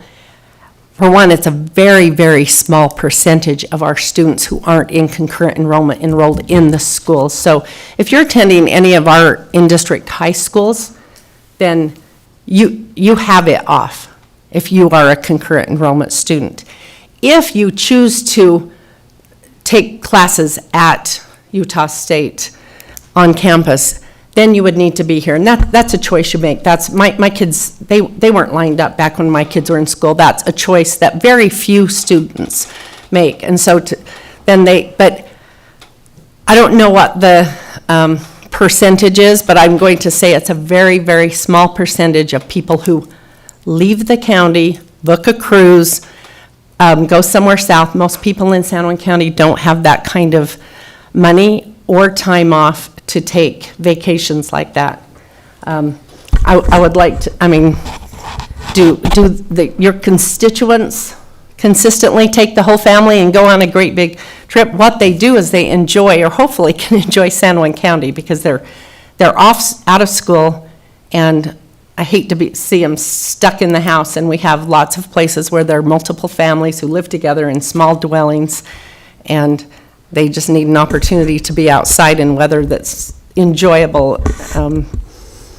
And so most people don't, as mentioned, if they have classes with Utah State, that they're stuck here. Well, most people are stuck here anyway during Utah State. I mean, sorry, during spring break. I will say, I They did are- mention this last month. I spoke with San Juan High School's counselor, and she did say that she encourages concurrent enrollment at the high school, and that it's a very small number that actually go through USU. She said it, with her current kids, that if we had a later spring break this year, it would maybe have impacted 12 to 15 students. So that's just information I gave last month, so. Yeah, so that's to make a decision That's for the just San school Juan High district School. on, 15 students. And then the other part of it is, I don't believe that, again, that affects elementary kids to have projects and homework that they would have assigned to them during the break. It's easy enough, even during a break that's past the quarter, to say, don't assign them homework during the break. And I'm going to draw on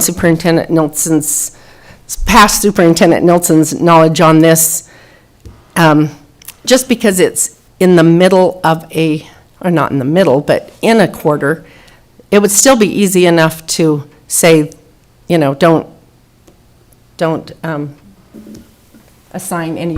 I'll jump in. That has been our practice. So if you Yeah. think, So it like doesn't matter Thanksgiving when it break is. is not at the end of a quarter. So our practice is not to assign So, additional okay, assignments yeah. that they would have to do over the break. Yeah, so that's easy enough to address too. One other thing that has not been brought up is even during either spring break, people who choose to be involved in athletics, sporting events, they are stuck or confined or whatever to tournaments and things like that. It doesn't matter when spring break is.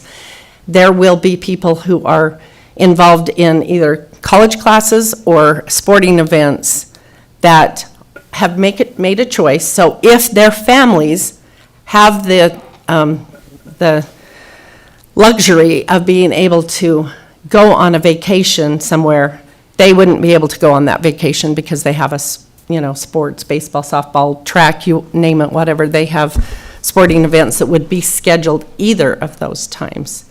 And so I learned as a parent that you can't say, okay, no, you will never have an assignment and you will never have a sporting event and you can't have college classes. If you choose those things, you're going to be a little bit tied down. Can I just share also? My sister lives in Logan. Her husband is a professor at Utah State. They do not have the same spring break in their schools as the college.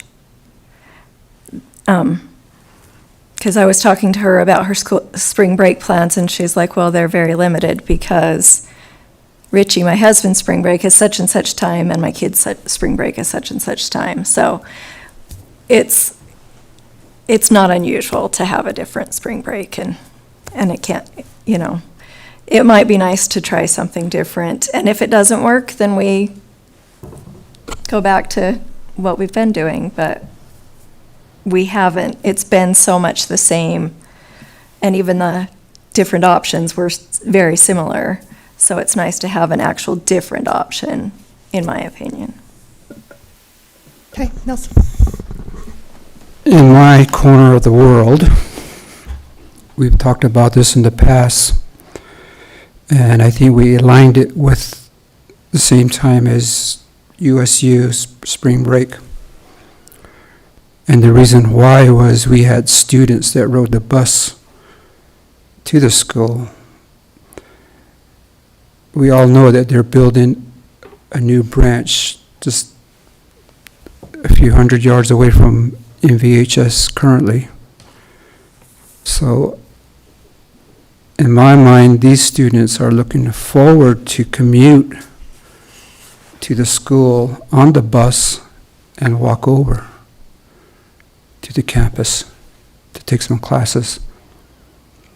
And that's a plus for transportation. We just got done talking about Montezuma Creek Elementary School with some of them students not having the transportation to get to school because of many reasons, and one of them is the parents leave to go to work and then they're on their own. They have no way to get around.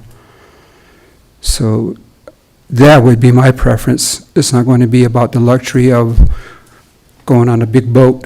It's not going to be about the weather. It's about education. That would be my preference. I want for these kids to learn. Because, again, in my world, like everywhere else, we have the 4 seasons. Warm weather, cold weather. It's cold right now in this room. So that's my preference. Thank you. All right. Thanks, Laura. Okay, we're going to move to the board handbook revision. Steve? Last month, this came before the board. We added, or more specifically, administration added a section on the different committees that board members may serve on. And there was some redundancy in there, so the direction was to consolidate that redundancy to one paragraph at the end. I saw that happened. So thank you, administration, and I guess that's all I have to say about it. Okay. Any comments for this? Okay. Oh, go ahead. I just want to thank Steve for doing this. We will miss you. So we'll keep an eye on it. I'll try to keep things up to par. And the budget, Nelson. Everything. He's the budget guru. Thank you. Okay, we will, Tyrell, if you'll finish out the last 2, capital follow-up and fund balance. Yeah, Aaron, will you pull up that video there? Just give another board video update on the progress of Blanding Elementary School, and I'll go after that.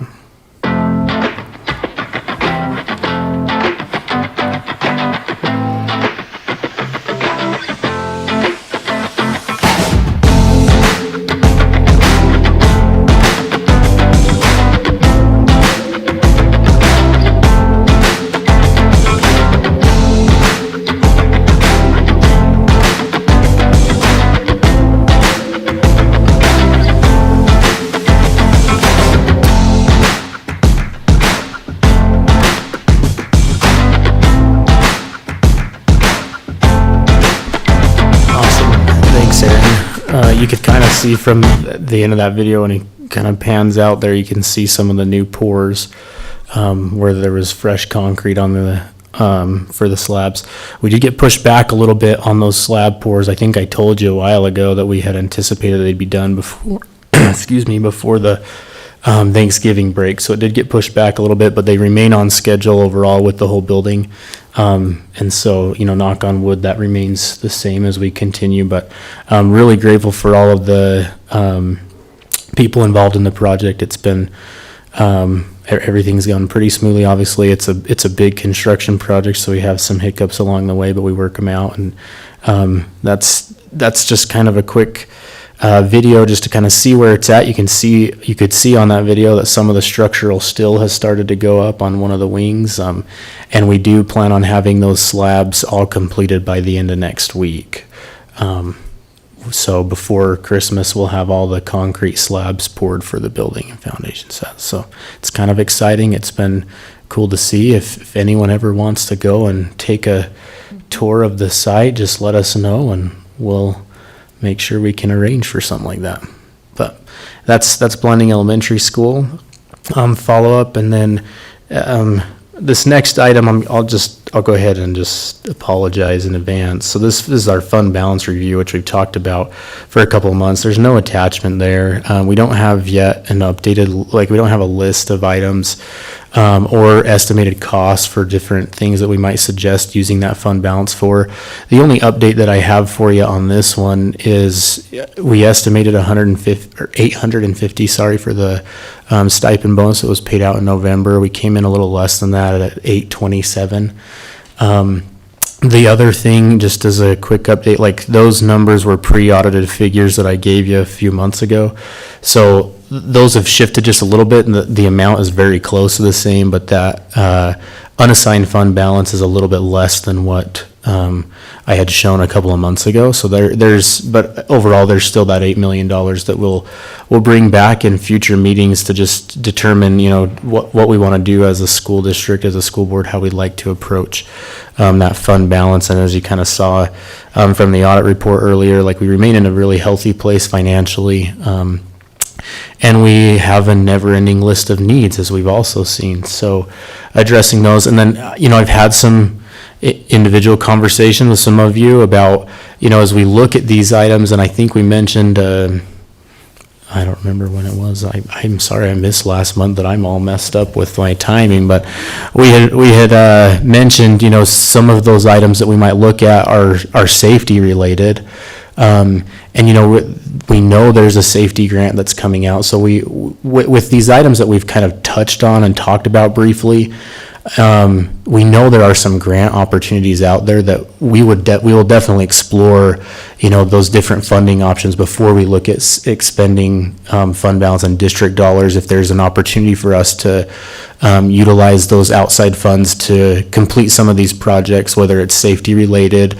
I know we talked about lighting things, and there's often some grants that'll improve energy efficiency. So we do hope to utilize those other opportunities as we look to tackle some of those items that we've kind of mentioned. But we will bring that back with a list and hopefully some more solid numbers of estimates of what we think those will cost. Anyways, that's a brief update. Apologies there for not having any additional attachment. And we'll bring this one back. Any questions on either of those? Nope. Okay. Okay, thank you. Would the board like to do their closed session? Or would you rather break till 6? That gives us an hour and 10 minutes. We could probably wrap closed session up by 5:30. Okay. Sounds good. So- I don't know what closed session is. So we have an item to go into closed session for the discussion of personnel.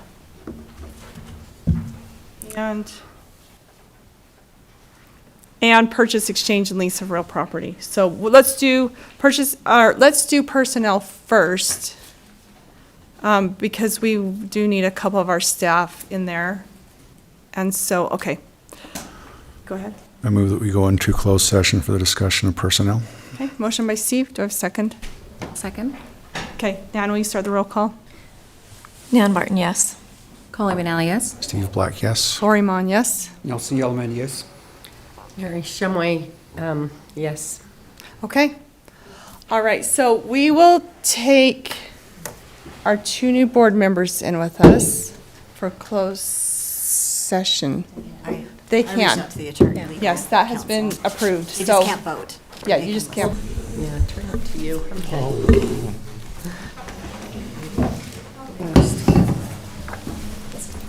Okay, we welcome our guests here this evening, and glad you could brave that cold and join us for a little bit. So we actually have some recognition awards tonight, and so our first one, Christina Boone, are you here? I didn't see her. So if she pops in here, we will grab her second. And then Devin Gosney. I don't see that either, do we? Okay. So, San Juan School District sponsors, has an art contest where the students are invited to produce art for the Christmas card that the San Juan School District sends out. And so our recipient this year is Lyric. Pronounce your last name for me. Huffaker. I thought that, but I did not want to mutilate your name. Sorry. So, and congratulations to you. Do you want to come up to the front, please? And we will honor you right up here and the good work that you've done.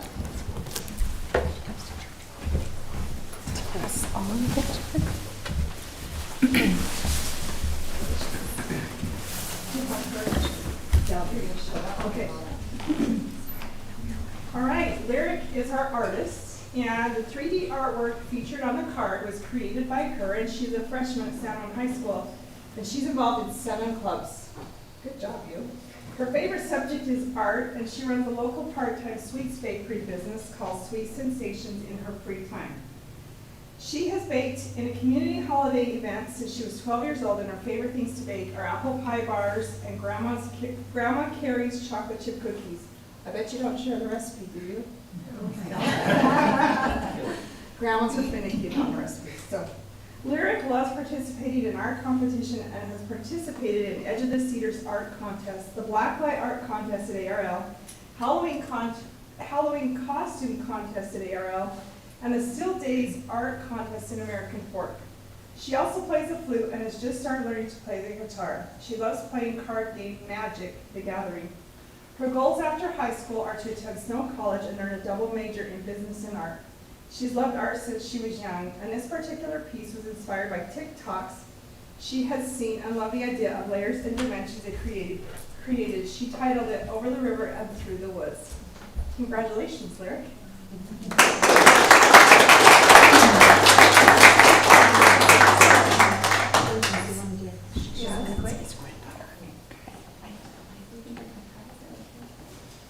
We have this art set for you here. It's a little bit heavy. It's got an easel in it. And then we also have some Christmas extra cards we ordered for you to be able to share.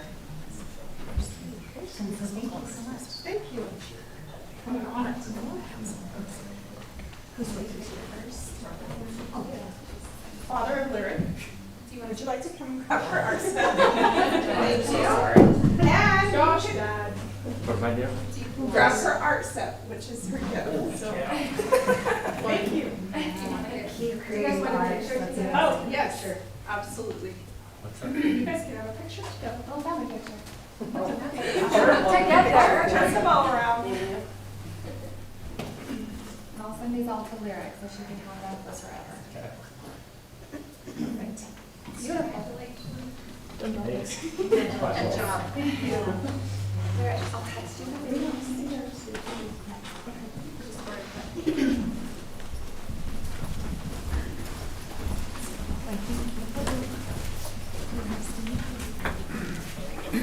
we want to do Steve.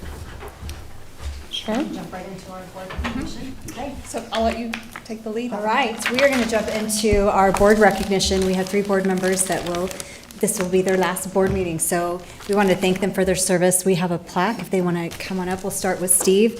And then I have a few highlights to share over the years. We didn't approve those. Oh, no.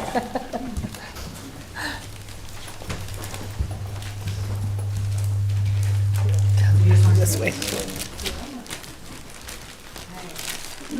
And Steve and Lori have served the same amount of time. So in January 2016, Steve and Lori were sworn into office. So this will highlight some of the highlights. So February 2019, groundbreaking for Bluff Elementary, the build of the Montezuma Elementary Creek Gymnasium. November 2021, Bluff Elementary School was completed. And then we'll just say COVID-19. That's enough said. And blending elementary construction. So those are all some of the highlights since we've been on the board, and Lori's been on the board, and we appreciate, and of course Mary was part of those, but we have a nice long list for Mary as well. So thank you, and congratulations for your time, and we appreciate all of your service.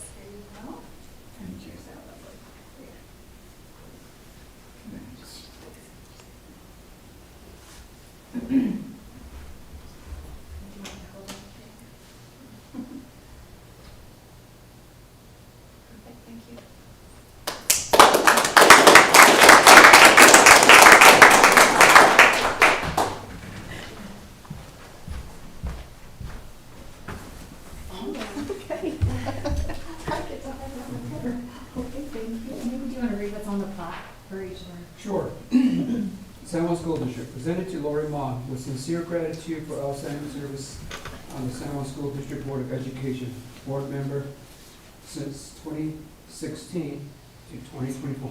That's a long time. Not as long as that. Board meeting, January 2019 to December 2024. Lori Ma, there you go. Thank you. And your letter, your certificate of appreciation.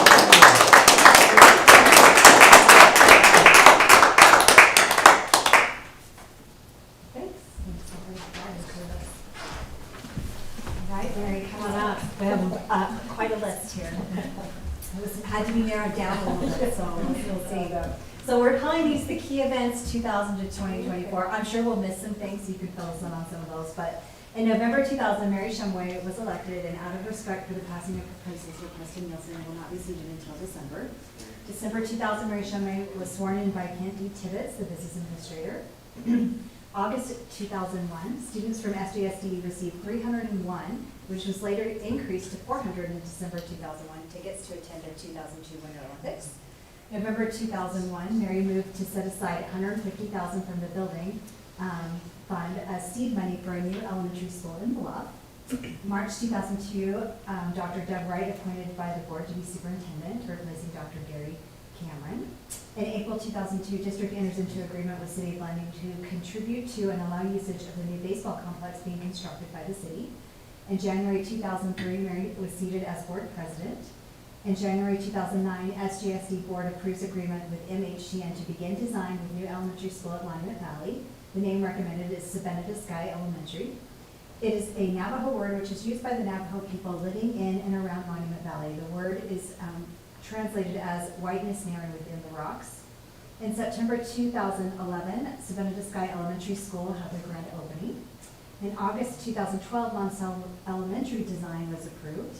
In November 2012, we had the San Juan High School library fire.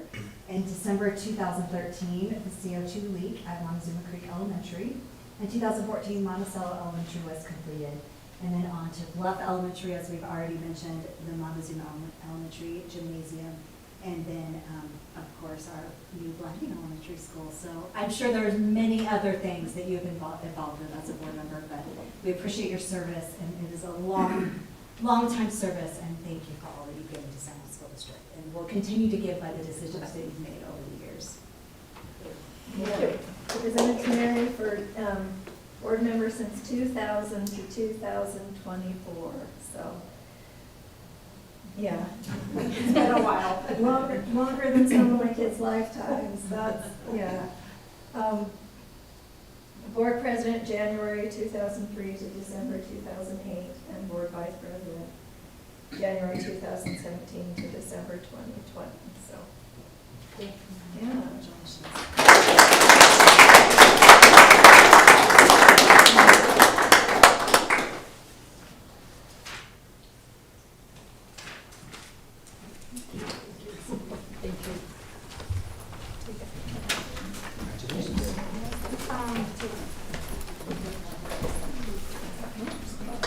Yeah, let's take a picture with all three.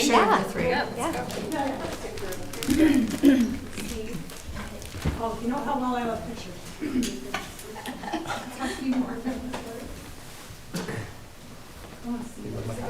Oh, but do you want to do a picture with all three of them? You need some Let's do that. Let's do this and then. Well, let's do this. Let's do this and then. Let's do the whole board. Probably.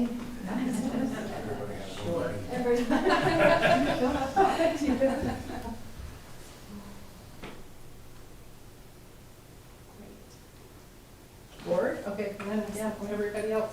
Awesome. Come on up. And superintendent, Tyrell. Yeah. Full game. Do this.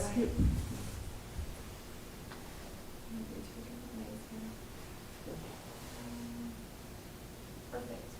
Okay. Thank you. I have to say they picked a nice font.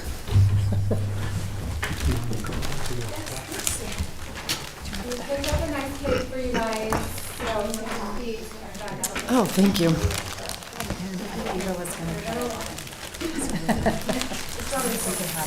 So, since you're all here, we're going to cut the cake. Oh, let the, sure we do. Let's have cake, and then we'll have our, sorry, y'all gonna stay and have cake for just a hot minute. Eva, I put 2 knives out there.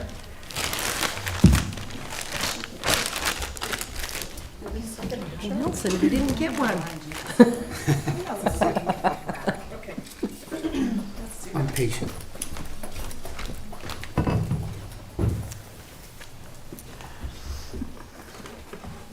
I don't know. I don't know. Maybe. It's one of them really, I don't know. they're one of them guys. Really? Yeah.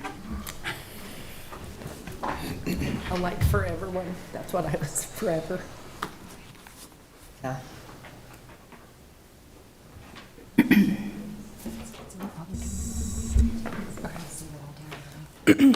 All right, we are going to start, we're going to continue on with our citizens' comment, and you're just going to get handed a piece of cake.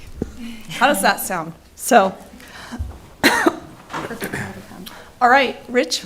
Oh, actually, I've got to read the disclosure real quick, sorry. I about forgot. So, the purpose of the San Juan School District Board of Education meeting is for the board to conduct its business in public as provided by law. The San Juan School District Board of Education values and welcomes public comment, so time is allotted in our public meetings for such. However, to maximize its benefit, there must be structure and consistency to the practice. With that in mind, please know that public comments are limited to 3 minutes. Speakers may offer objective criticism of school operations and programs, but complaints about school personnel or other persons will not be allowed. Individuals expressing comments should not expect an immediate response from the board. Please understand that public comment period is not a debate, an interactive question or answer session, or a dispute resolution forum, but it is an opportunity for you to express your comments, suggestions, and concerns to the board for our information and consideration. A member of the district staff will respond to patrons who request a follow-up meeting or information. So, Rich, hold on to your cake because you are first, and then you can. So if you'll come up to the front, we'll have you go first, and Erin will set the timer. Thank you.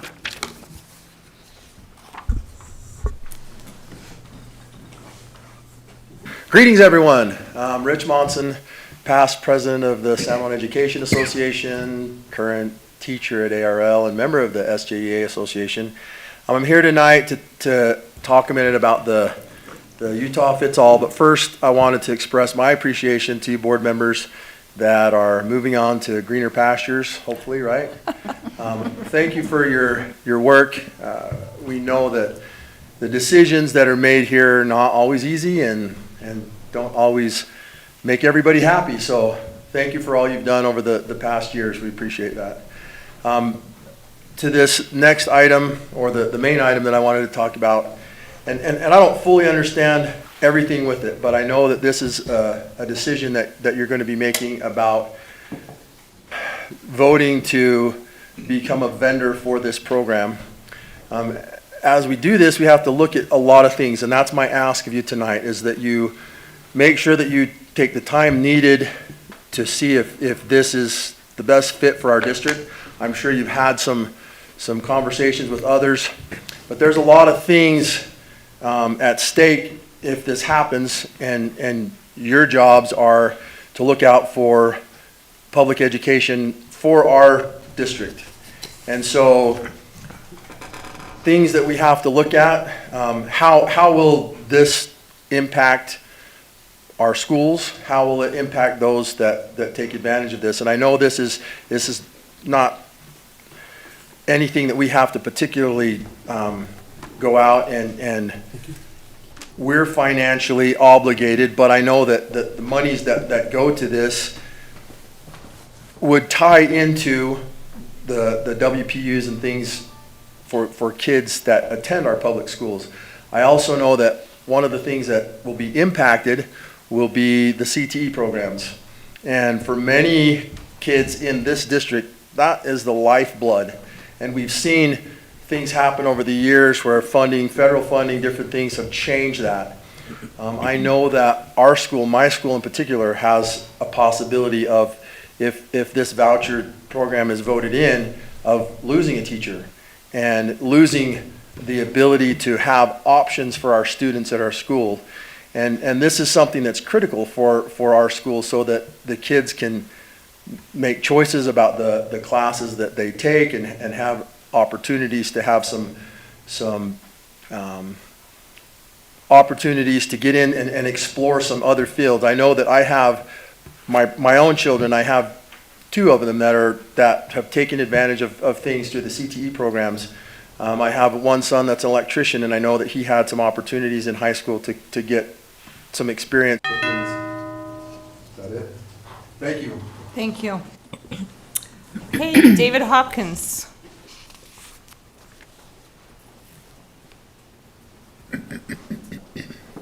Good evening. I'm David Hopkins. I work at ARL. I'm a special education teacher. I work with the severe students. And the topic that I want to go over is just taking into consideration what kind of impact the vendor program could have on special needs students. And the funding for the special education programs, the opportunities that special education students can have in the district. Most vendors out there won't offer a position for students with disabilities, so they're going to not be able to get into a lot of these vendor programs that other kids would get into. So I just ask that the board takes into consideration the amount of students that we have with students with disabilities, and hopefully we can support them in thinking about pursuing this vendor program, because a lot of them will not be able to take those vendor programs, and if we lose funding in our schools, then they will also be affected with what we have offered for them right now, including the CTE programs that could be affected.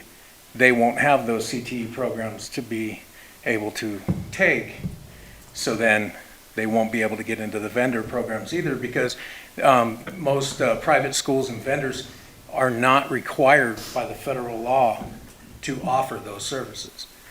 So if we're not offering those services, then they will be the ones to suffer. Thank you. Thank you. Okay, Jeff Hunt.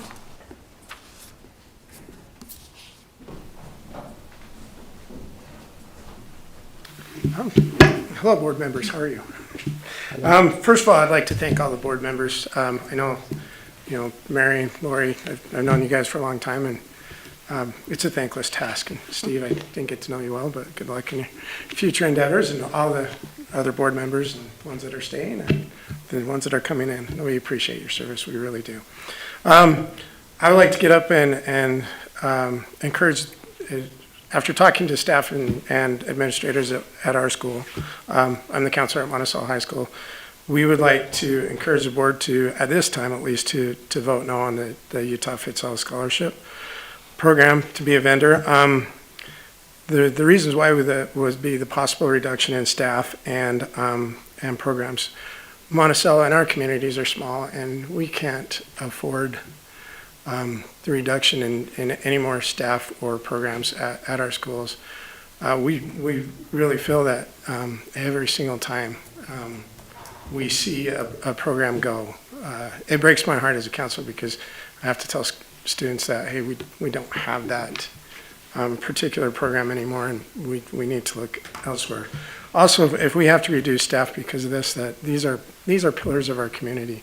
And the teachers that we have, they're irreplaceable. And I'd hate to see us lose any staff members because of this. Now, we understand that this is school choice, and we understand that that is something that is valuable for people, but in this case, school choice for some takes away school choice for others that really can't find the things that they need through online programs and through school choice. So despite what the legislators told us, it's not really a win-win situation. Somebody wins, somebody else loses, and that's what it comes down to. So I really hope that that's what we come to. Over the last 20 years that I've been at Monticello High School, we've seen programs go, and the perception does come in, even though I don't feel it's true looking at the numbers, but I know the perception is there that we don't offer what our communities need, and this would be kind of another nail in that coffin. So I hope that's our encouragement, is that we at least for the time being vote no on this program. Thank you. Thank you. Yep. Okay, Amy.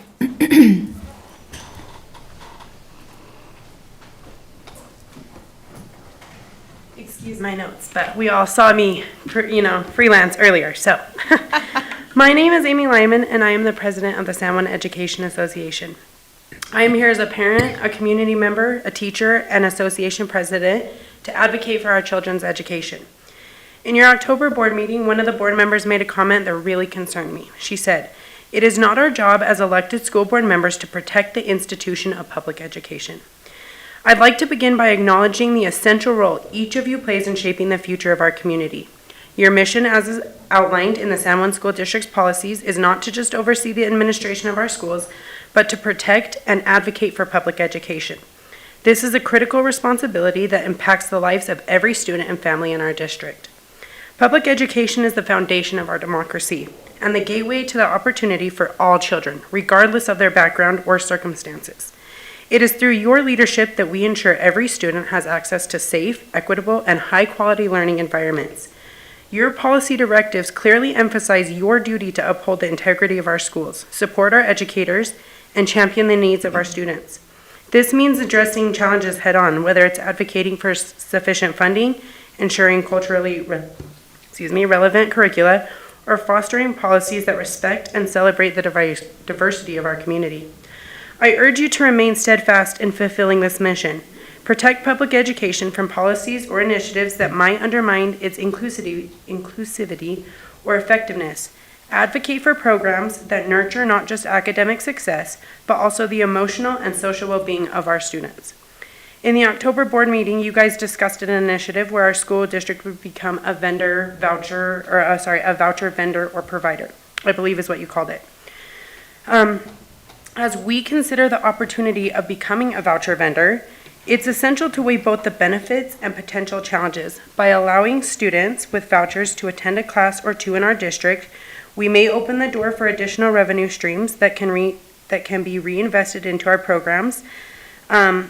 This flexibility also positions us as an inclusive educational hub, fostering partnerships and addressing the needs of diverse learners. However, we must ensure that this aligns with our mission, avoids administrative burdens, and maintains equity for all students. My concerns are these. Does doing this align with your vision as a school district? Does this protect and advocate for public education? Would this initiative maintain equity for all students? Would it be fair to the students who are unable to get the vouchers? Is this initiative catering to one region of our school district more than the other region? Who would you be tasking with the work of getting this all prepared? How much is it going to cost to put this in place? Is it even worth the money? Would you make it back? Thank you. Thank you. Okay, Eva, do you have a couple? Okay.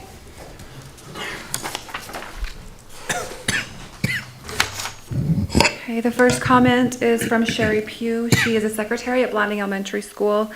She states, "I personally don't have a preference for when San Juan School District does spring break, but I do wonder why it is called a staff survey, when at our school, many staff never receive the survey.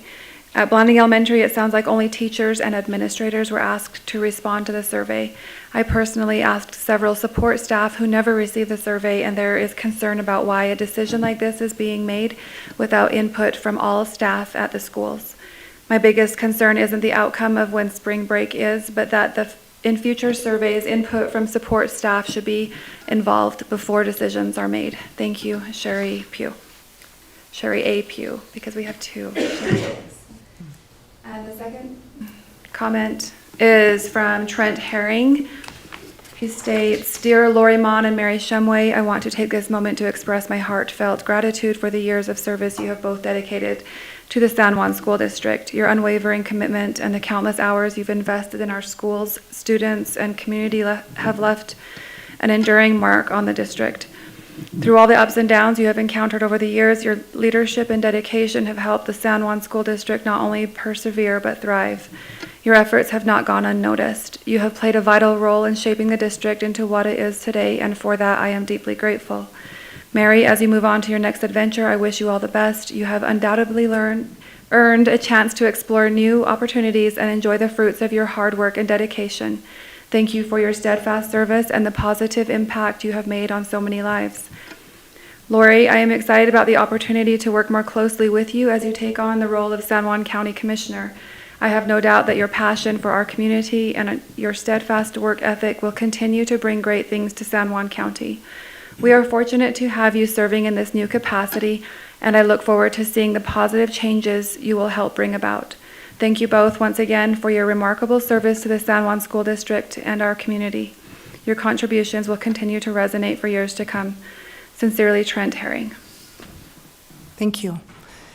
Is there anything else? Okay. Okay.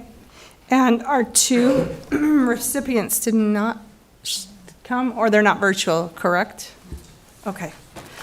Thank you. We're going to continue on with our agenda, so you're welcome to stay, or if you choose to leave, that's fine also. So we're going to move to our consent agenda. So if I can get a motion to approve the consent agenda. I move to approve the consent agenda. Okay, do I have a second? I'll second that. Okay, any discussion? All in favor? Aye. Okay, none opposed? All right, let's move to our action items. Let me just see, there's one. Okay. So our first action item is the Utah Fits All, if the adoption of that at this time. So if the floor is open, if anybody wants to make a motion. Okay.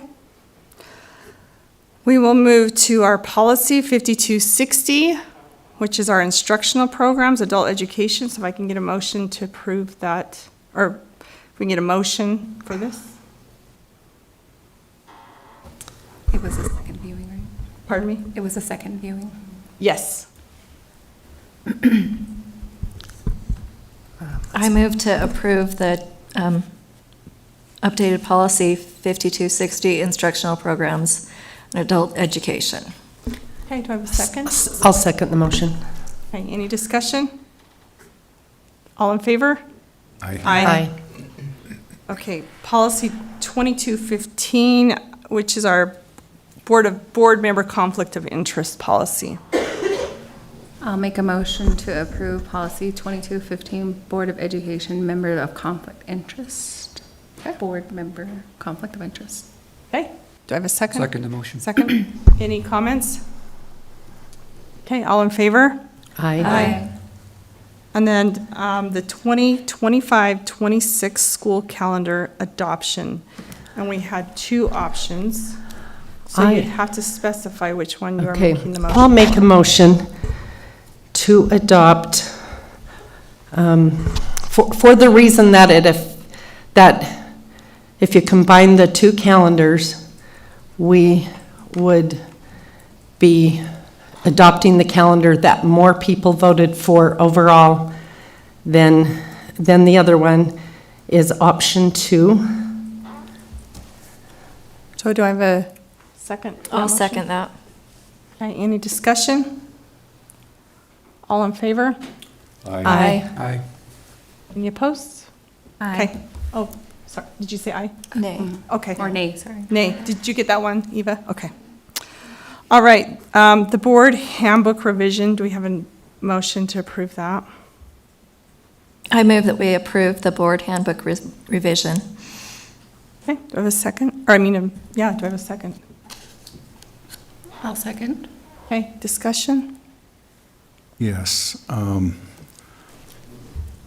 One thing that's in there that maybe, I don't know that we need to discuss right now, but might be a discussion for the future, is we have in there that the primary responsibility for the development of the agenda for the school board member meeting lies with the superintendent. And looking at, comparing that with other board handbooks, we're kind of different in that respect, where the primary responsibility lies upon our board president, because it is a board meeting to develop that agenda.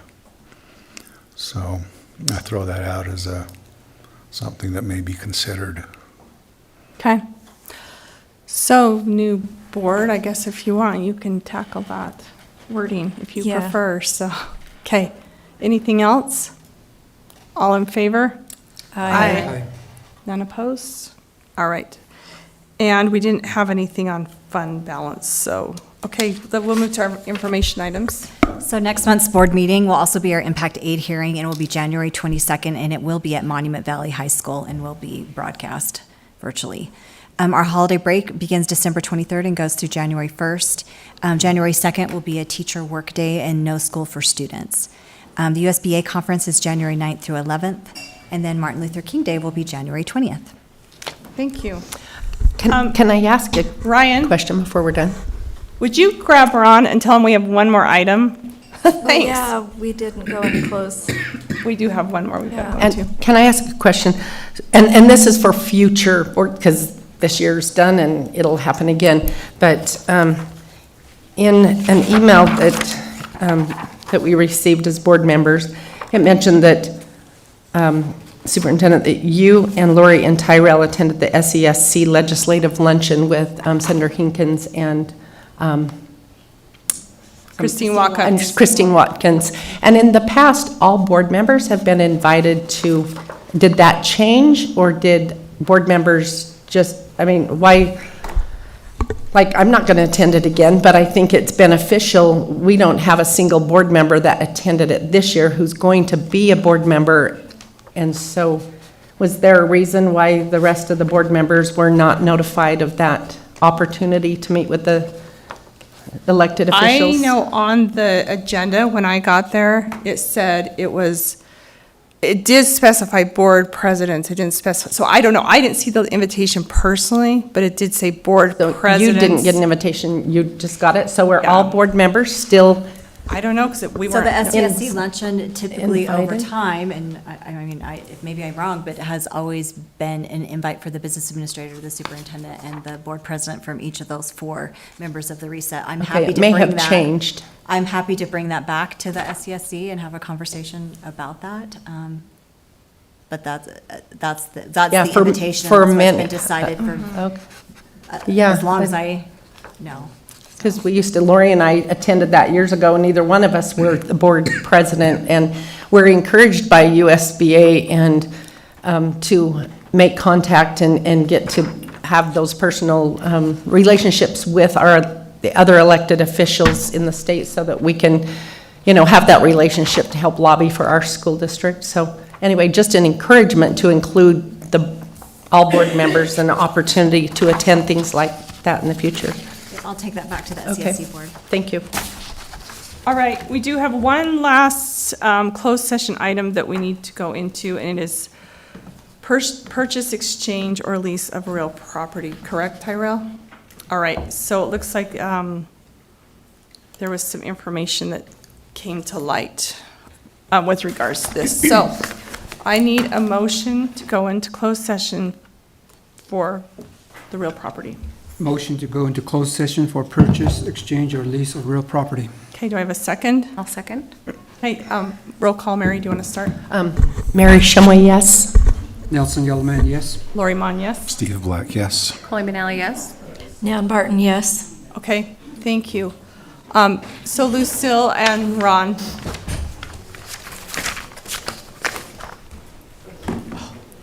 You know I always. I love Stuart.